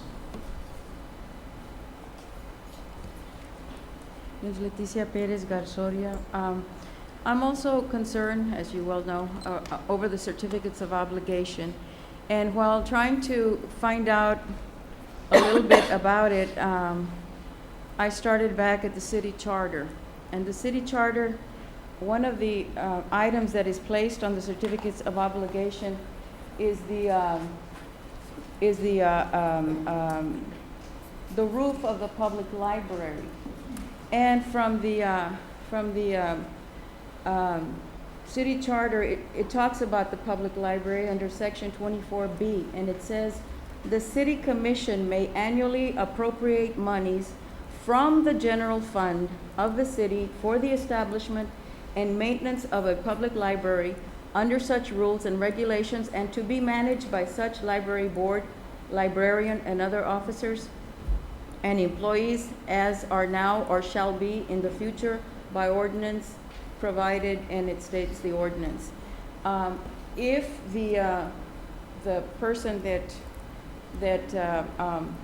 started to research into these certificates of obligation had read this particular stipulation in the city charter, it could have been given some indication, that person could have been given some indication that it's supposed to be paid by the general fund. It clearly states it. There is no question mark here. There is no nebulous problem here. It's in black and white.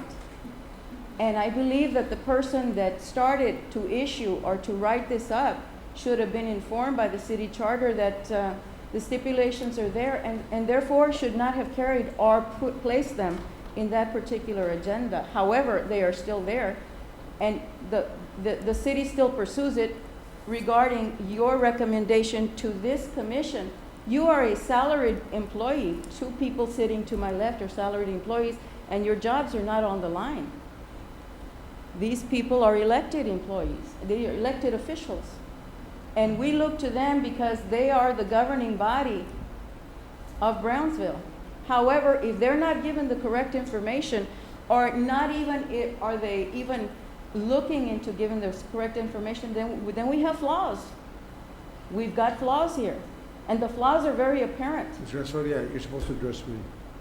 Well, but Yeah, but you're supposed to address me. well, but it's concerning a different. You cannot respond. Okay, no, okay. You're here to give your opinion. Okay. It's all it is an opinion. It's not a fact. It's an Right, opinion. right. No, I'm not a Supreme Court justice. I never have said that. Please, Okay. please But continue. what I do see is the fact that it's on the city charter and it's not made up, and you can read it yourself. If it's on the issue, it's supposed to be taken care of by the general fund. Is there a question? Time is up. I believe that misinformation causes problems, and Time's up. the fact is that it has bred a lot of contention and ill feeling. Thank you, Ms. Garcia.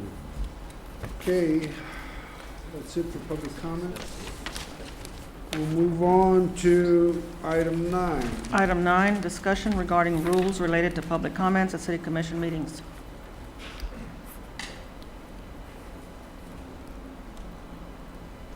Mayor and members of the commission.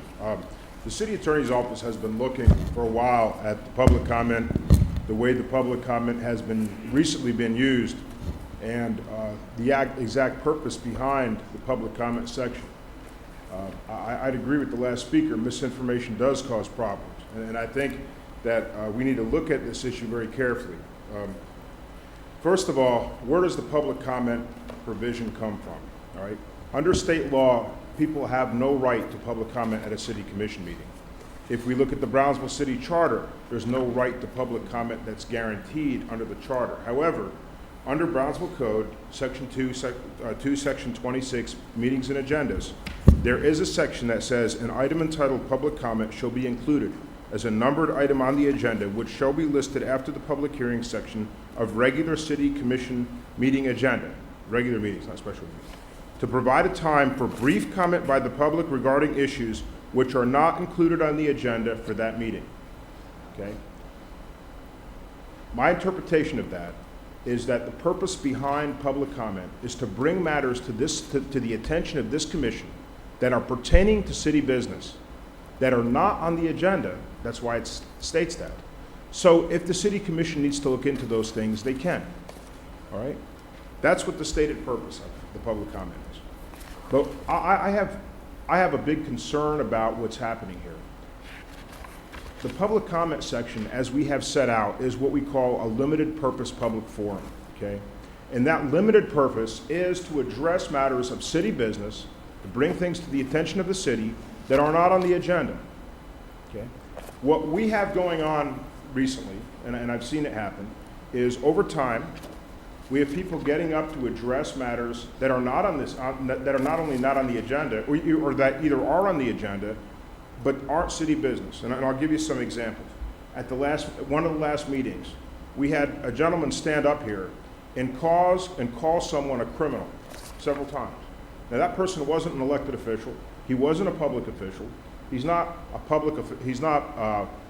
work for the city, just a private developer. Shook his finger at him and called him a criminal several times. Okay? The city then takes that and televises that public meeting. All right? What liability do we have for republicizing a libel like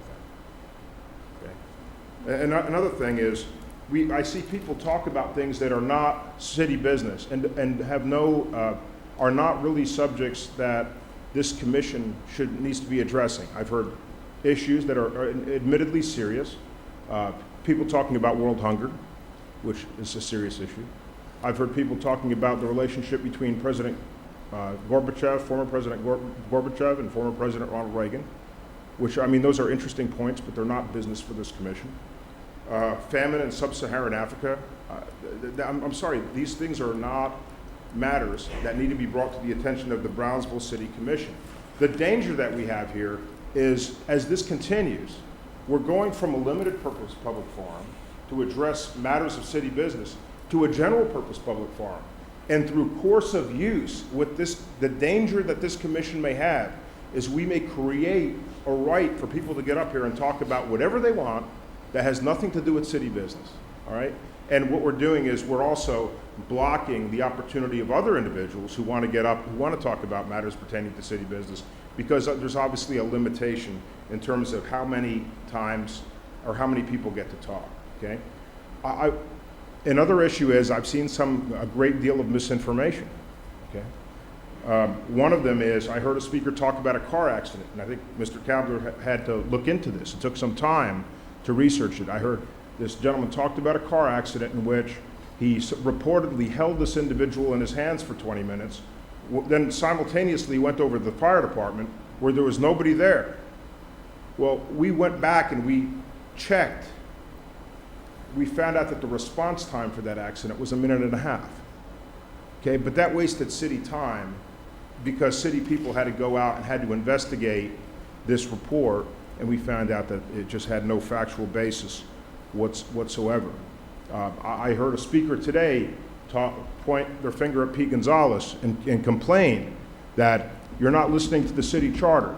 Well, that same speaker didn't address that she called my office and that I explained to her that there was a provision in state law that said state law applies, the city charter doesn't, and it's a matter for the legislature, and we're following what the Texas legislature has required.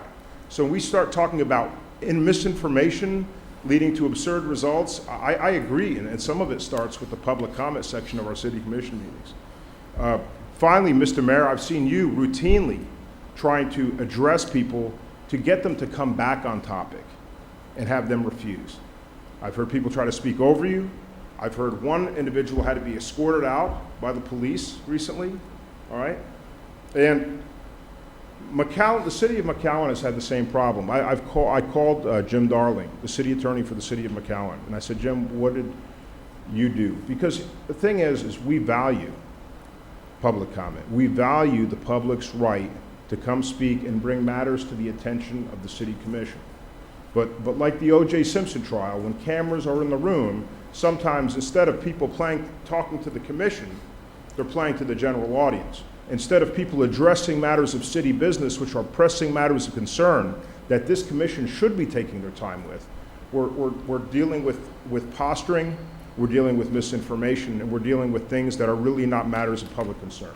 What the city of McAllen did in this case, because they had exactly the same problems, is they continued to have public comment, all right? But what they did was, when public comment goes on, is happening, it's not televised. And it's simply a still shot goes up, and it basically says, the city commission is presently hearing public comment. Public comment is the city commission's opportunity to hear from its constituents on matters of public concern which are not on the city agenda, okay? And my advice to the city manager, and this is the action that we intend on taking, is not televising the public comment from this meeting forward. It doesn't require any action by this commission, but we wanted to make this decision, our intended decision known to the commission. We didn't want to hide anything. We wanted to bring it before the commission in an open meeting to let you know what we were doing and the reasons and what we think the legitimate concerns for taking this action. Does the commission have any questions?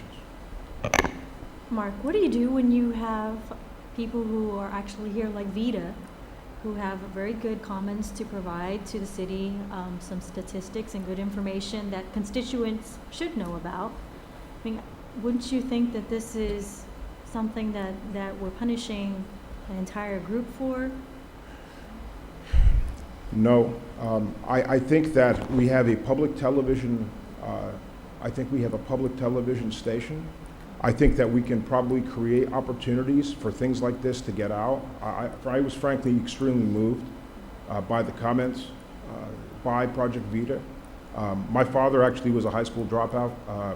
We had a lot of work to do in our family to get the children through college and through graduate school. I have tremendous respect for the individuals who were involved in Project Vita and are trying to raise themselves up through work, okay? I think that the city can create a meaningful opportunity for people to share those types of experiences through its television program. I wish that we could televise. Unfortunately, it's like everything else. You know, some people can ruin a good thing.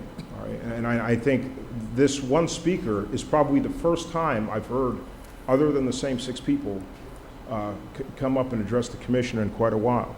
I would frankly welcome more participation from more members of the general public. I think that's a tremendous thing. I think one thing the commission should consider is having internet sign up for people to sign up for meetings, because what I've heard there's some people that who have jobs who can't get here by 5:30 aren't able to sign up for public comment. They can make the meeting, but they can't make the sign up period. Maybe there's a way we can have an internet sign up, but also a rule that says if you've spoken within the last 2 meetings, you don't get to speak at this meeting, to try to encourage more people to participate. It's a problematic situation. I mean, nothing we suggest is perfect. I think we're trying to.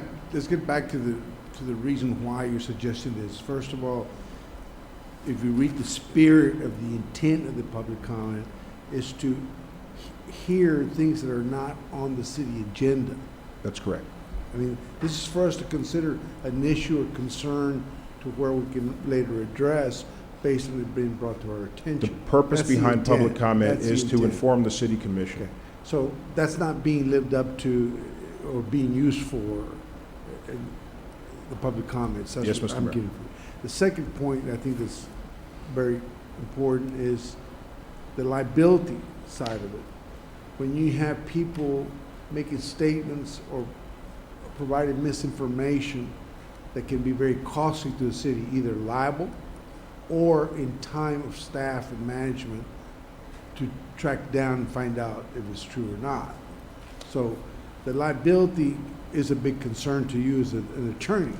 I think the biggest issues are, number one, liability is an issue.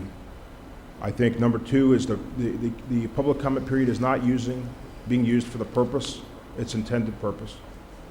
And third, I see unless something's done about this, we're taking something which is basically a limited purpose forum, and through just course of use, turning it into a general purpose forum where people can argue, 5 years from now, I have the right to talk about everything, but because people have been talking about everything for the past 5 years. I think by not televising that, I think that's going to serve as an incentive for the people that want to come talk about city business to use the public comment period for the purpose for which it is intended, not for a purpose for which it is not intended. Well, I have an issue with that altogether, because I think any community member should be able to come up here and address even an issue that's on the agenda. But this is not something, I'm sorry, Mark, that I can support right now, because What about the liability side? Well, you don't worry about that? Commissioner Zamora, I didn't create the city code, okay? The city code sets forth what the public comment should be. I didn't create that. In the city code states that Section 226, that the purpose of public comment is to provide a time for brief comment by the public, and I'm quoting, regarding issues which are not included on the agenda for that meeting. So what I'm doing is I'm giving you a suggestion, or I'm telling you what I think we should do, all right? Because to ensure that the public comment period is being used for the purpose for which it is intended in the Brownsville City Code. If this commission wants to change the purpose of public comment, then it would need to change the code. The code, right. But that is the stated purpose for the public comment in the city code. And the reason for that is it's to create a limited forum for that specific purpose. Once you create a general forum, the people have the right to come in and talk about anything they want. It's only 3 minutes per person, and I can sit here for 15 minutes and listen to anything, because that's what I was elected to do. And Commissioner, if you want to do that, that's your prerogative. I'm just telling you that in terms of what is in the code, that's what the code says. And if the commission wants to change the purpose of public comment, they would have to amend the code. I understand. I respect your suggestion. Okay. This is not a public hearing. This was something that was brought up by the city attorney advising the city commission. It's not open for discussion. Anything else from That's the all. commission? Thank you. Okay, item 10. We don't want to allow someone to make the comments? No, we went to the public comments already. I- Item 10. Item 10, consideration and action on resolution number 2010-051 in support of the City of Brownsville and the Hidalgo County Regional Planning Consortium to apply for grant funding from the Department of Housing and Urban Development. Honorable Mayor, City Commissioners, I'm going to ask for this item to be tabled. The name of Hidalgo County Regional Planning has changed to the Rio Grande Valley Planning Consortium. So I want to bring you with that fresh language, that new resolution. So I will Move to We table. have a motion, we have a Second. request to table, we have a motion, a second, all in favor? Aye. Aye. All opposed, motion carried. Item 11. Item 11, consideration and action to adopt resolution number 2010-052, repealing resolution number 2010-050, recognizing petition received by the City of Brownsville from Entertainment District property owners, creating an Entertainment District Public Improvement Advisory Committee, outlining responsibilities of said committee, and dealing with related matters. Honorable Mayor, City Commissioners, Resolution 050 was approved at the last commission meeting, but we're bringing it back with a new resolution. This will this resolution allows the City Commission to appoint the members of the Public Improvement District. Move to approve. So we have a motion and a second, all in favor? Aye. All opposed, motion carries. Next item, 12. Item 12, consideration and action to adopt resolution number 2010-053 in support of the nomination of Rich CPAC as an enterprise zone business in the City of Brownsville.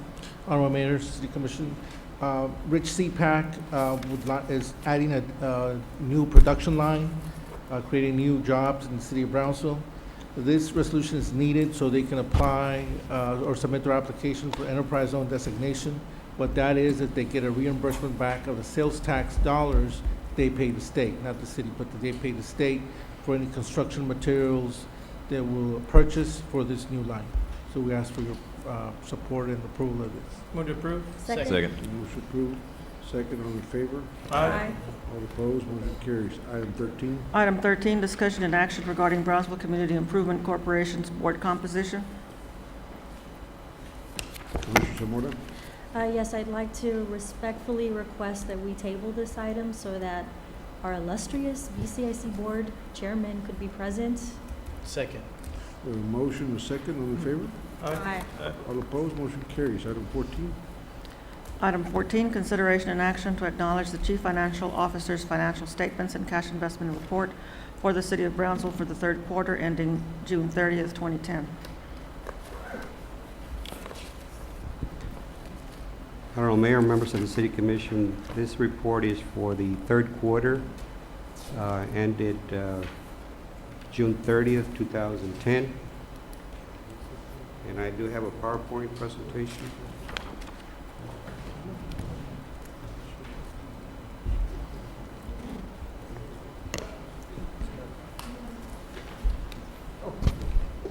Thank you. I'm going to go as rapidly as I can because I know that we're running out of time. But some of the areas that I'd like to discuss with you regarding some areas of concern. Obviously, we all know that there has been a decline in bridge revenues. Right now, we're down 105,000 or 8.7%. but we're down 19.4 from the budget. Sales tax, again, it's 754,000 from last year, but 916,000 plus for the 2010 budget. Fines and forfeiture have increased, but are still below budget by about 3.48%. We are going to have, based on what we see so far, we are going to have budget amendments to two funds, and one is 350,000 for the Convention and Tourism Fund, and 650,000 to the Airport Fund. As you recall, earlier I indicated that we do not allow any fund to go in the red. We also see a decline in the hotel motel taxes by about 6%, or about 100,000 from the budget. There are positives, and I spoke earlier about workers' comp. I spoke about the health insurance. And again, overall, when the year ends, we always do not spend what's in the budget. We always are below budget expenditures. This is just the text roll. As you see in 2000 and 2009 and 2010, the growth is very minimal. For 2007, again, we're going to see an increase, which I don't have up here. We're going to have an increase of less than 1%.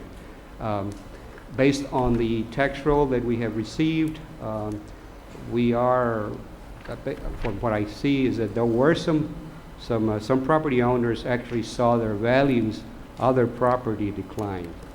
The growth that you see here of the less than 1% is based on new construction. This schedule shows, again, the reserves that the general fund has, and we've been very consistent for the last 10 plus years. Again, this is just a chart comparing the budget projection versus the actual fund balance at the end of the year. Again, we spent our revenues and expenditures almost are even. We did see a decline in 2009, where we see more expenses than revenues. And part of that obviously was a hurricane that we had some expenses in 2008 and 2009. The balance sheet for the general fund shows at the end of June of $19.9 million in the fund balance, but that fund balance will slowly decline in the next 3 months. And one of the reasons for this is because we have received most of our property taxes. Property taxes is collected at the beginning of the fiscal year, so that number is going to decline. The budget for 2010, estimated fund balance was a little over 13.6 million. Again, these are the fund balances, history of the fund balances for the last few years, the 13 million rather, plus for 2010. Maintaining a healthy fund balance. The important, we issued debt to help us finance capital projects instead of using operating funds. This method helps us maintain at least 50% of reserves in the fund balance. And one of the areas that we met with the rating agencies, they want to make sure that cities maintain healthy fund balances. We did inquire about other cities, what other cities are doing, and they indicated to us that because of the method that we use, we are better than other cities that they have done ratings for, not only here in Texas, but throughout other parts of the nation. We need to have a healthy fund balance to fund unexpected expenditures associated with disasters such as hurricanes. And so I spoke earlier, 2008, we saw 906,287 that we used from reserves because FEMA was not able to reimburse us. Again, on Hurricane Alex, about 158,000. Healthy fund balances has helped the city maintain an average credit rating. The city's credit rating with Moody's Investors is A2, Standard is A+, Fitch is AA-. Again, these are not the highest ratings, but they're above midpoint. Hurricane expenditures, this is just a report of what happened. We have 2.3 million in expenses. We had 431,000 considered ineligible. So eligible costs were almost 1.9. We only get reimbursed by 75%. So So the difference was 906,287. General fund right now through June shows a plus of 2.9 million revenues over expenses. Again, the revenues will, expenditures will sort of catch up with revenues because we have already received most of our property taxes during the year. Again, this is just the general fund. Shows right now through June, we have a fund balance of almost 20 million. Again, that balance will be reduced as the next 3 months go by. Sales tax, again, I know that I repeat myself, but in 1982, it took us 7 years to recover from the recession, from the peso devaluation. We saw another decline for the 94 that took us 3 years to recover. Right now, we're down 4.8% from last period or last year. We're down 5% from the budget. What do we look at? What are we looking at? We did see another decline in 2010, and we're going to possibly match the same amount for 2011. And again, that's being optimistic. We also look at building permits. We had a bad year in 2009. We had a decline of 65%. What are we doing this year? We're up, which is good. This is through June. We see an increase of 29.29%. Some of the increases there are new residencies of 12,150,000, and we also see new construction picking up 18 million plus, more than last year. Building permits, again, we had a very strong year in 2008. 2009 we saw a decline. We slowly, but very slowly moving up in 2010, and we hope that we continue in 2011. Unemployment rates we spoke about earlier. Right now we're at 11.6, but during 2005, 6, 7, and 8, we had single-digit unemployment, and then it went up in 2009, and right now we're at 11.6 for the year. That's the average. Convention and Tourism Fund, right now, as I said earlier, this fund is going to need a transfer, a cash transfer, because we are not collecting the hotel motel tax that we thought we were going to collect. Community development, it's an in and out thing. It's both revenues and expenses. It's all federal grants. Non-bonded debt, these are expenses that we issue for lease purchases. We have a fund balance of 93,000. Debt service fund, we have a 6.2. There is going to be a major payment coming up in August the 15th. So obviously that balance is going to be reduced. It's going to be around 3 million at the end of the year. Again, this is something I already covered, so I'm not going to go over it. We discussed this earlier about the self-funded debt. Again, this is the debt service requirements that we have for 2010. We will have the new figures for 2011 next week when we issue the new debt. This is the debt that has been issued since 2000. We did have 2005 and 2009. Those were 2 years that we did not issue any debt. Landfill tipping fee, we do have a fund balance of 344,360. Airport, there is right now a decline between the revenues and expenses. We show 486,000, but I told you earlier we're going to need a transfer by about 650 by the end of September. Bridge, again, it's hopefully this bridge fund will improve as traffic at Veterans Bridge improves from truck traffic. Again, right now we're down 8.7. We're down 19% from budget. Again, this is a chart of what has happened throughout the years in the collections from the Veterans Bridge. We had a strong year in 2006. Slowly, what we're going up, we're showing an increase in 2010. Not by very much, but at least there is an increase. Motor vehicle, we're okay in that fund. Public transit, we have a loss. Again, like I said earlier, every time I bring out the public transit, the transit systems throughout the U.S. have losses. We are getting a subsidy from the Transit Administration, FTA, 1,627,000. But something that we need to point out on the bus is that the grant that we get for the operating assistance, we don't start drawing on that fund until from the federal government until August. So for 11 months, The general fund lends the transit system for the operations. The federal government is always late in approving their transportation budget, so that's the reason why we don't get authorization to draw down on some of the operating assistance. And obviously, that's another reason why we need to maintain reserves. You need to maintain that cash to keep some of the other funds going. If not, we will not be able to do this. The Brownsville Golf Center, 210,000 right now. We are going to need a transfer for this one. Again, this is the health insurance fund. And again, investments. We were lucky in investments. We are going to run out of the contract in September. The First National Bank, for 3 years, offered investment rates of 2.6%, unheard of in today's interest rates market.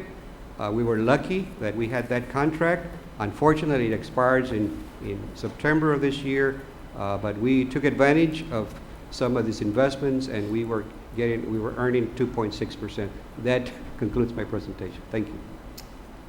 Mayor, I move to acknowledge the Financial Director's report. Second. We have a motion and a second acknowledging the Chief Financial Officer's report. All in favor? Aye. All opposed? Motion carries.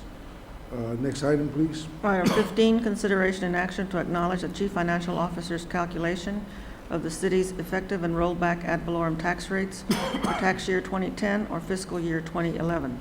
Honorable Mayor, members of the City Commission, I request that this item be tabled for next week. Move to table. Table, motion, second.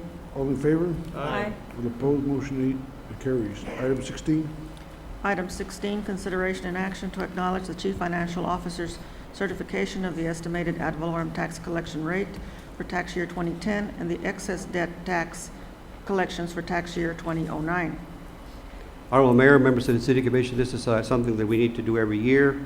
We estimate 100% collections, so we won't have any excess debt, and that's part of the formula that when we calculate the tax rate. So just to acknowledge that it's zero.